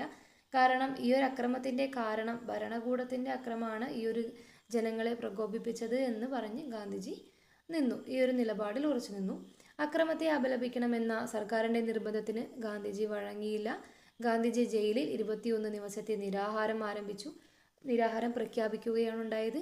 അതുപോലെ ഗാന്ധിജിയെ ജയിൽ മോചിപ്പിക്കണമെന്ന് ആവശ്യപ്പെട്ടുകൊണ്ട് അന്തർദേശീയ പത്രങ്ങളെല്ലാം രംഗത്ത് വന്നിട്ടുണ്ടായിരുന്നു. എന്നാൽ എല്ലാറ്റിനെയും അതിജീവിച്ച് ഗാന്ധിജി നിരാഹാര വ്രതം പൂർത്തിയാക്കി. ക്വിറ്റ് ഇന്ത്യ സമരകാലത്ത് ചില പ്രദേശങ്ങൾ ബ്രിട്ടീഷ് ഉദ്യോഗസ്ഥരുടെ നിയന്ത്രണത്തിൽ നിന്ന് മോചിപ്പിക്കപ്പെട്ടിരുന്നു. അവിടങ്ങളിൽ താൽക്കാലിക ഭരണകൂടങ്ങൾ സ്ഥാപിക്കപ്പെട്ടിരുന്നതായും പറയുന്നുണ്ട്. അപ്പോൾ അങ്ങനെ സ്ഥാപിച്ചതാണ് ബല്ലിയ, സത്താറ, താംലൂക്ക് പറഞ്ഞെന്നവ. ബല്ലിയ എന്നാണ് ഉത്തർപ്രദേശിലെ ബല്ലിയയിൽ ചിട്ടു പാണ്ഡെയുടെ നേതൃത്വത്തിൽ സമാന്തര ഭരണം സ്ഥാപിക്കപ്പെട്ടു. അതുപോലെ മഹാരാഷ്ട്രയിലെ സത്താറയിൽ നാനാ പാട്ടീലിൻ്റെ നേതൃത്വത്തിൽ നിലവിൽ വന്ന ഭരണകൂടം 1945 വരെ നിലനിന്നു. താംലൂക്ക്, ബംഗാളിലെ താംലൂക്കിൽ നിലവിൽ വന്ന ഭരണകൂടം 1 വർഷക്കാലം വരെ തുടർന്നു. വിദ്യാലയങ്ങൾക്ക് സഹായം നൽകിയും കോടതികൾ സ്ഥാപിച്ചും മിച്ചമുള്ള ധാന്യം ദരിദ്രർക്ക് നൽകിയുമാണ് ഭരണകൂടം മികച്ച പ്രവർത്തനം കാഴ്ചവെച്ചത്. അപ്പോൾ നിലവിൽ വന്നിട്ട് ഭരണകൂടങ്ങൾ സ്ഥാപിക്കപ്പെട്ടു എന്ന് പറയുന്നുണ്ട് അല്ലേ. എവിടൊക്കെയാണ് ഭരണകൂടങ്ങൾ സ്ഥാപിക്കപ്പെട്ടത്? ബല്ലിയ, സത്താറ, താംലൂക്ക് എന്നിവിടങ്ങളിലാണ്. ഇനി സ്വാതന്ത്ര്യം എന്നത് അടിയന്തര ലക്ഷ്യമാക്കി മാറ്റി എന്നതാണ് ക്വിറ്റ് ഇന്ത്യ സമരത്തിൻ്റെ പ്രാധാന്യം. അധികാര കൈമാറ്റം അനിവാര്യമായി. തുടർന്നുള്ള സംഭവ വികാസങ്ങൾ ഇക്കാര്യം അടിവരയിട്ടു. അപ്പോൾ സമരത്തിൻ്റെ ഭാഗമായിട്ട് എന്താണ് ഈ ഒരു ബ്രിട്ടീഷുകാരിൽ നിന്ന് ഇന്ത്യക്കാർക്ക് അധികാര കൈമാറ്റം എന്ന് പറയുന്ന ഒരു സംഭവം അനിവാര്യമായി മാറുകയാണ്. അതുപോലെയായിരുന്നു ഇന്ത്യയിൽ പ്രതിഷേധവും പ്രക്ഷോഭങ്ങളും നടന്നിട്ടുണ്ടായിരുന്നത്. അടുത്തൊരു ഭാഗമാണ് ഡൽഹി ചലോ. ഇന്ത്യയുടെ സ്വാതന്ത്ര്യത്തിനായുള്ള അവസാന യുദ്ധം ആരംഭിച്ചിരിക്കുന്നു. രാഷ്ട്രപിതാവേ, ഇന്ത്യയുടെ മോചനത്തിനായുള്ള ഈ വിശുദ്ധ യുദ്ധത്തിൽ ഞങ്ങൾ അങ്ങയുടെ അനുഗ്രഹങ്ങൾ തേടുകയാണ്. 1944 ജൂലൈ 6 ആസാദ് ഹിന്ദ് റേഡിയോ വഴി സുഭാഷ് ചന്ദ്രബോസ് ഗാന്ധിജിയെ അഭിസംബോധന ചെയ്ത് നടത്തിയ പ്രസംഗത്തിലെ വാക്കുകളാണ് ഈ നമ്മൾ മേഖല വായിച്ചിട്ടുണ്ടായിരുന്നത്. അതുപോലെ ഇന്ത്യയുടെ സ്വാതന്ത്ര്യത്തിനായി തികച്ചും വേറിട്ട വഴി സ്വീകരിച്ച നേതാവായിരുന്നു സുഭാഷ് ചന്ദ്രബോസ്. 2 തവണ കോൺഗ്രസിൻ്റെ പ്രസിഡന്റായ സുഭാഷ് ചന്ദ്രബോസ് പിന്നീട് ഗാന്ധിജിയുമായുള്ള അഭിപ്രായ വ്യത്യാസത്തെ തുടർന്നാണ് കോൺഗ്രസിൽ നിന്ന് രാജിവെച്ച് ഫോർവേഡ് ബ്ലോക്ക് എന്ന ഒരു പാർട്ടിയൊക്കെ രൂപീകരിച്ചിട്ടുണ്ടായിരുന്നത്. അപ്പോൾ 2ാം ലോക യുദ്ധകാലത്ത് സിംഗപ്പൂരിലെത്തിയ സുഭാഷ് ചന്ദ്രബോസ് പിന്നീട് ഇന്ത്യൻ നാഷണൽ ആർമിയുടെ നേതൃത്വം ഏറ്റെടുക്കുകയാണ് ഉണ്ടായത്. ഇന്ത്യൻ നാഷണൽ ആർമിയുടെ അല്ലെങ്കിൽ INA നേതൃത്വം ഏറ്റെടുത്തത് ആരാണ്? സുഭാഷ് ചന്ദ്രബോസാണ് സിംഗപ്പൂരിൽ വന്നിട്ട്. അതുപോലെ INA പുനഃസംഘടിപ്പിച്ച അദ്ദേഹം ജപ്പാൻ പട്ടാളത്തോടൊപ്പം ഇന്ത്യയിലേക്ക് മാർച്ച് ചെയ്തു. എന്നാൽ ബ്രിട്ടീഷ് പട്ടാളത്തിൻ്റെ കനത്ത ചെറുത്തുനിൽപ്പിനെ മറികടക്കാൻ അദ്ദേഹത്തിൻ്റെ ശ്രമങ്ങൾക്ക് കഴിഞ്ഞിട്ടുണ്ടായിരുന്നില്ല. ലക്ഷ്യം നേടുന്നതിൽ വേണ്ടത്ര വിജയിച്ചില്ലെങ്കിലും സ്വാതന്ത്ര്യ സമരത്തിൻ്റെ അവസാന ഘട്ടത്തിൽ ജനങ്ങളിൽ ആവേശം സൃഷ്ടിക്കാൻ ആർക്ക് കഴിഞ്ഞിട്ടുണ്ട്? ഇന്ത്യൻ നാഷണൽ ആർമിക്ക് കഴിഞ്ഞിട്ടുണ്ട് അല്ലേ, INAക്ക് കഴിഞ്ഞിട്ടുണ്ട്. 2ാം ലോകയുദ്ധം അവസാനിച്ചതിനു ശേഷം ബ്രിട്ടീഷുകാർ പിടികൂടിയ INA ഭടന്മാരെ ഡൽഹിയിലെ ചെങ്കോട്ടയിൽ വെച്ചാണ് വിചാരണ ചെയ്തത്. Colonel Prem Sehgal, colonel GS Dhillon, Shanavas Khan തുടങ്ങിയവരെ ആണ് വിചാരണ ചെയ്യുന്നതിനെതിരെ വലിയ പ്രക്ഷോഭങ്ങൾക്ക് രാജ്യം സാക്ഷ്യം വഹിച്ചിരുന്നു. ജവഹർലാൽ നെഹ്റു ഉൾപ്പെടെയുള്ള കോൺഗ്രസ് നേതാക്കൾ വിചാരണ വേളയിൽ കോടതിയിൽ എത്തി ദേശദ്രോഹികളല്ല ദേശാഭിമാനികൾ എന്ന പേരിൽ ലഘുലേഖകൾ പ്രചരിക്കപ്പെടുകയുണ്ടായി. പിന്നെ യുദ്ധാനന്തര കാലത്ത് ബ്രിട്ടീഷ് ഭരണകൂടം നേരിട്ട ഏറ്റവും വലിയ വെല്ലുവിളി എന്തായിരുന്നു? INA ഭടന്മാരുടെ വിചാരണയ്ക്കെതിരെ നടന്ന ഈ ഒരു പ്രക്ഷോഭങ്ങളായിരുന്നു യുദ്ധാനന്തര കാലത്ത് ബ്രിട്ടീഷ് ഭരണകൂടം നേരിട്ട ഏറ്റവും വലിയ വെല്ലുവിളിയായിട്ട് പറയുന്നത്. ഇവിടെ ഒരു ബോക്സ് കൊടുത്തിട്ടുണ്ട്. സുഭാഷ് ചന്ദ്രബോസും ക്യാപ്റ്റൻ ലക്ഷ്മിയും ഇന്ത്യൻ നാഷണൽ ആർമി എന്താണ്? ബ്രിട്ടീഷ് ഇന്ത്യൻ പട്ടാളത്തിൽ ഓഫീസറായിരുന്ന മോഹൻ സിംഗ് ആണ് ഇന്ത്യൻ നാഷണൽ ആർമിയുടെ രൂപീകരണത്തിന് മുൻകൈയെടുത്തത്. പിന്നീട് സുഭാഷ് ചന്ദ്രബോസ് INA നിയന്ത്രണം ഏറ്റെടുക്കുകയായിരുന്നു. INA പ്രവർത്തനങ്ങളിൽ സ്ത്രീ പങ്കാളിത്തം വളരെ വലുതായിരുന്നു. റാണി ഝാൻസി റെജിമെന്റ് എന്ന പേരിൽ വനിതാ വിഭാഗവും ഇവിടെ പ്രവർത്തിച്ചിട്ടുണ്ടായിരുന്നു. ഇതിന് നേതൃത്വം നൽകിയത് ആരാണ്? മലയാളിയായ ക്യാപ്റ്റൻ ലക്ഷ്മി സൈഗാളായിരുന്നു. INA മറ്റൊരു മലയാളിയായിരുന്നു വക്കം അബ്ദുൽ ഖാദർ. അദ്ദേഹത്തെ ബ്രിട്ടീഷുകാർ പിടികൂടി തൂക്കിലേറ്റിയിട്ടുമുണ്ടായിരുന്നു. ഇനി അടുത്ത ഭാഗമാണ് സ്വാതന്ത്ര്യത്തിലേക്ക്. രണ്ടാം ലോകയുദ്ധവും മാറിയ അന്താരാഷ്ട്ര സാഹചര്യങ്ങളും സ്വാതന്ത്ര്യത്തിലേക്കുള്ള യാത്ര വേഗത്തിലാക്കി. അന്നത്തെ വൈസ്രോയി ആയിരുന്ന വേവൽ പ്രഭു ഇന്ത്യയിലെ നേതാക്കളുമായി ചർച്ചകൾ നടത്തി ചില നിർദ്ദേശങ്ങൾ മുന്നോട്ട് വെച്ചു. ഈ നിർദ്ദേശങ്ങൾ ചർച്ച ചെയ്യാൻ 1945 ജൂൺ മാസത്തിൽ സിംലയിൽ യോഗം വിളിച്ചെങ്കിലും അത് വേണ്ടത്ര ഫലം കണ്ടില്ല. സിംല സമ്മേളനത്തിനു ശേഷമുണ്ടായ മറ്റ് ചില സുപ്രധാന സംഭവങ്ങൾ എന്തൊക്കെയാണെന്ന് നോക്കാം. ക്യാബിനറ്റ് മിഷൻ 1946 മാർച്ചിൽ വന്നു. ക്യാബിനറ്റ് മിഷൻ എന്നാണ് വന്നത്? 1946 മാർച്ചിൽ. അധികാര കൈമാറ്റം ചർച്ച ചെയ്യാൻ വേണ്ടി ഇന്ത്യയിലെത്തിയ ബ്രിട്ടീഷ് മന്ത്രിസഭയിലെ 3 അംഗങ്ങൾ ഉൾപ്പെട്ട കമ്മീഷനാണ് cabinet mission. Stafford Cripps, Pethick Lawrence, AV Alexander എന്നിവരായിരുന്നു ക്യാബിനറ്റ് മിഷനിലെ അംഗങ്ങൾ. എന്നാണ് ഇവർ വന്നത്? 1946 മാർച്ചിൽ. അതുപോലെ അധികാര കൈമാറ്റം നടക്കുന്നത് വരെ ഇടക്കാല ഗവൺമെൻറ് രൂപീകരിക്കുക, ഇന്ത്യക്കായി ഭരണഘടന തയ്യാറാക്കാൻ ഒരു ഭരണഘടനാ നിർമ്മാണ സമിതി രൂപീകരിക്കുക എന്നൊക്കെയായിരുന്നു ഈ ഒരു ക്യാബിനറ്റ് മിഷന്റെ പ്രധാന ലക്ഷ്യങ്ങൾ അഥവാ നിർദ്ദേശങ്ങൾ. ഇനി അടുത്തതാണ് മൗണ്ട് ബാറ്റൺ പദ്ധതി. 1947 ജൂൺ 3 മൗണ്ട് ബാറ്റൺ പദ്ധതി വന്നിട്ടുള്ളത്. അവസാനത്തെ വൈസ്രോയി ആയിരുന്ന മൗണ്ട് ബാറ്റൺ മുന്നോട്ട് വെച്ച പദ്ധതിയാണ് മൗണ്ട് ബാറ്റൺ പദ്ധതി. രാജ്യത്തെ ഇന്ത്യ, പാകിസ്ഥാൻ എന്നിങ്ങനെ രണ്ടായി വിഭജിച്ച് സ്വാതന്ത്ര്യം കൈമാറാൻ ഈ ഒരു മൗണ്ട് ബാറ്റൺ പദ്ധതി നിർദ്ദേശിച്ചു. 1947 ജൂൺ 3 മൗണ്ട് ബാറ്റൺ പദ്ധതി നിലവിൽ വന്നത്. ഇനി ഇന്ത്യയുടെ സ്വാതന്ത്ര്യം 1947 ഓഗസ്റ്റ് 15. ബ്രിട്ടീഷ് പാർലമെന്റ് പാസാക്കിയ ഇന്ത്യൻ സ്വാതന്ത്ര്യ നിയമപ്രകാരം 1947 ഓഗസ്റ്റ് 15 ഇന്ത്യ സ്വതന്ത്രമായി. ജവഹർലാൽ നെഹ്റു സ്വതന്ത്ര ഇന്ത്യയുടെ ആദ്യത്തെ പ്രധാനമന്ത്രിയായി. ബ്രിട്ടീഷ് പാർലമെന്റ് പാസാക്കിയ ഇന്ത്യൻ സ്വാതന്ത്ര്യ നിയമപ്രകാരമാണല്ലേ ഇന്ത്യ സ്വതന്ത്രമാകുന്നത്. 1947 ഓഗസ്റ്റ് 15 ഇന്ത്യയുടെ ആദ്യത്തെ പ്രധാനമന്ത്രി ആരാണ്? ജവഹർലാൽ നെഹ്റു. ഇനി ബ്രിട്ടീഷ് ഭരണത്തിന്റെ അവസാനം എന്ന് പറയുന്നൊരു ഭാഗം ഇവിടെ കൊടുത്തിട്ടുണ്ട്. 1947 ജൂലൈ 18 വെള്ളിയാഴ്ച ബ്രിട്ടീഷ് പാർലമെന്റിന്റെ ഉപരിസഭയായ പ്രഭുസഭയുടെ വലിയ മേശമേൽ രാജാവ് ജോർജ് 6 അനുമതിക്കായി ബില്ലുകൾ അടുക്കി വെച്ചിരിക്കുന്നു. മേശയുടെ ഒരു വശത്ത് രാജാവിന്റെ പ്രതിനിധിയായ ഗുമസ്തനും മറുവശത്ത് പാർലമെന്റിന്റെ പ്രതിനിധിയും സന്നിഹിതരായിരുന്നു. പ്രധാനമന്ത്രി ക്ലെമന്റ് ആറ്റ്ലിയുടെ നേതൃത്വത്തിൽ ഹൗസ് ഓഫ് കോമൺസിൽ നിന്ന് 30 അംഗ സംഘവും അവിടെ എത്തിയിരുന്നു. പാർലമെന്റിന്റെ പ്രതിനിധിയായ ഗുമസ്തൻ ഒരു ബില്ല് കയ്യിലെടുത്ത് ഇങ്ങനെ വായിച്ചു: സൗത്ത് മെട്രോപൊളിറ്റൻ ഗ്യാസ് ബിൽ. രാജാവിന്റെ പ്രതിനിധി മറുപടി നൽകി: ലെ റോയൽ വേൾഡ്. രാജാവ് ഇത് അംഗീകരിക്കുന്നു എന്നാണ് ഇതിന്റെ അർത്ഥം. പാർലമെന്റിന്റെ പ്രതിനിധി അടുത്ത ബില്ല് കയ്യിലെടുത്തു: ദ ഫെലിക്സ് ടോപ്പിയർ ബിൽ. രാജാവിന്റെ പ്രതിനിധി ലെ റോയൽ വേൾഡ് എന്ന് പറഞ്ഞു. അതുപോലെ പാർലമെന്റിന്റെ പ്രതിനിധി മറ്റൊരു ബില്ല് കയ്യിലെടുത്തു: ഇന്ത്യൻ ഇൻഡിപെൻഡൻസ് ബിൽ. ലെ റോയൽ വേൾഡ്. രാജപ്രതിനിധിയുടെ ശബ്ദം മുഴങ്ങി. ഇന്ത്യ സ്വതന്ത്രമായി. ബ്രിട്ടീഷ് ഭരണം ചരിത്രത്തിന്റെ ഭാഗമായി മാറി. ആധുനിക ലോകം സാക്ഷ്യം വഹിച്ച ഏറ്റവും വലിയ ജനകീയ പ്രസ്ഥാനങ്ങളിൽ ഒന്നായിരുന്നു ഇന്ത്യൻ സ്വാതന്ത്ര്യ സമരം. വർഷങ്ങൾ നീണ്ടുനിന്ന ബ്രിട്ടീഷ് വിരുദ്ധ സമരം എക്കാലത്തും ചില മൂല്യങ്ങളെ ഉയർത്തിപ്പിടിച്ചിരുന്നതായി കാണാം. അഹിംസ, ജനാധിപത്യം, ദേശീയ ഐക്യം, മതേതരത്വം, ബഹുസ്വരത, സാമൂഹിക നീതി, സാമ്പത്തിക സ്വയം പര്യാപ്തത എന്നിവ ഇന്ത്യൻ സ്വാതന്ത്ര്യ സമരം മുന്നോട്ട് വെച്ച മൂല്യങ്ങളിൽ ചിലതാണ്. ഈ മൂല്യങ്ങളെ ഉയർത്തിപ്പിടിച്ചുകൊണ്ട് വേണം രാഷ്ട്ര പുനർനിർമ്മാണത്തിൽ നമ്മൾ ഓരോരുത്തരും പങ്കാളികളാകേണ്ടത്. അപ്പോൾ നമ്മൾ ഈ ഒരു ചാപ്റ്ററിൽ ഇന്ത്യയിൽ സ്വാതന്ത്ര്യ സമരത്തിൻ്റെ ഭാഗമായിട്ട് നടന്ന ബഹുജന മുന്നേറ്റങ്ങളാണ് കണ്ടതല്ലേ. ഗാന്ധിജിയുടെയും മറ്റു പ്രധാനപ്പെട്ട നേതാക്കളുടെയും നേതൃത്വത്തിലെല്ലാം നടന്നിട്ടുള്ള ബഹുജന പ്രക്ഷോഭങ്ങളെല്ലാമാണ് നമ്മൾ ഈ ഒരു അധ്യായത്തിൽ മനസ്സിലാക്കിയത്. ഈ ഒരു അധ്യായം എല്ലാവർക്കും ക്ലാസ് ഇഷ്ടമായി എന്ന് വിചാരിക്കുന്നു. അപ്പോൾ ഇത്രയാണ് നമുക്ക് ഈ ഒരു അധ്യായത്തിൽ പറയാനുള്ളത്. അപ്പോൾ അടുത്ത ഒരു ക്ലാസ്സുമായിട്ട് പെട്ടെന്ന് തന്നെ വരും. ക്ലാസ് ഇഷ്ടമായിട്ടുണ്ടെങ്കിൽ തീർച്ചയായും സപ്പോർട്ട് ചെയ്യുക. Thank you all.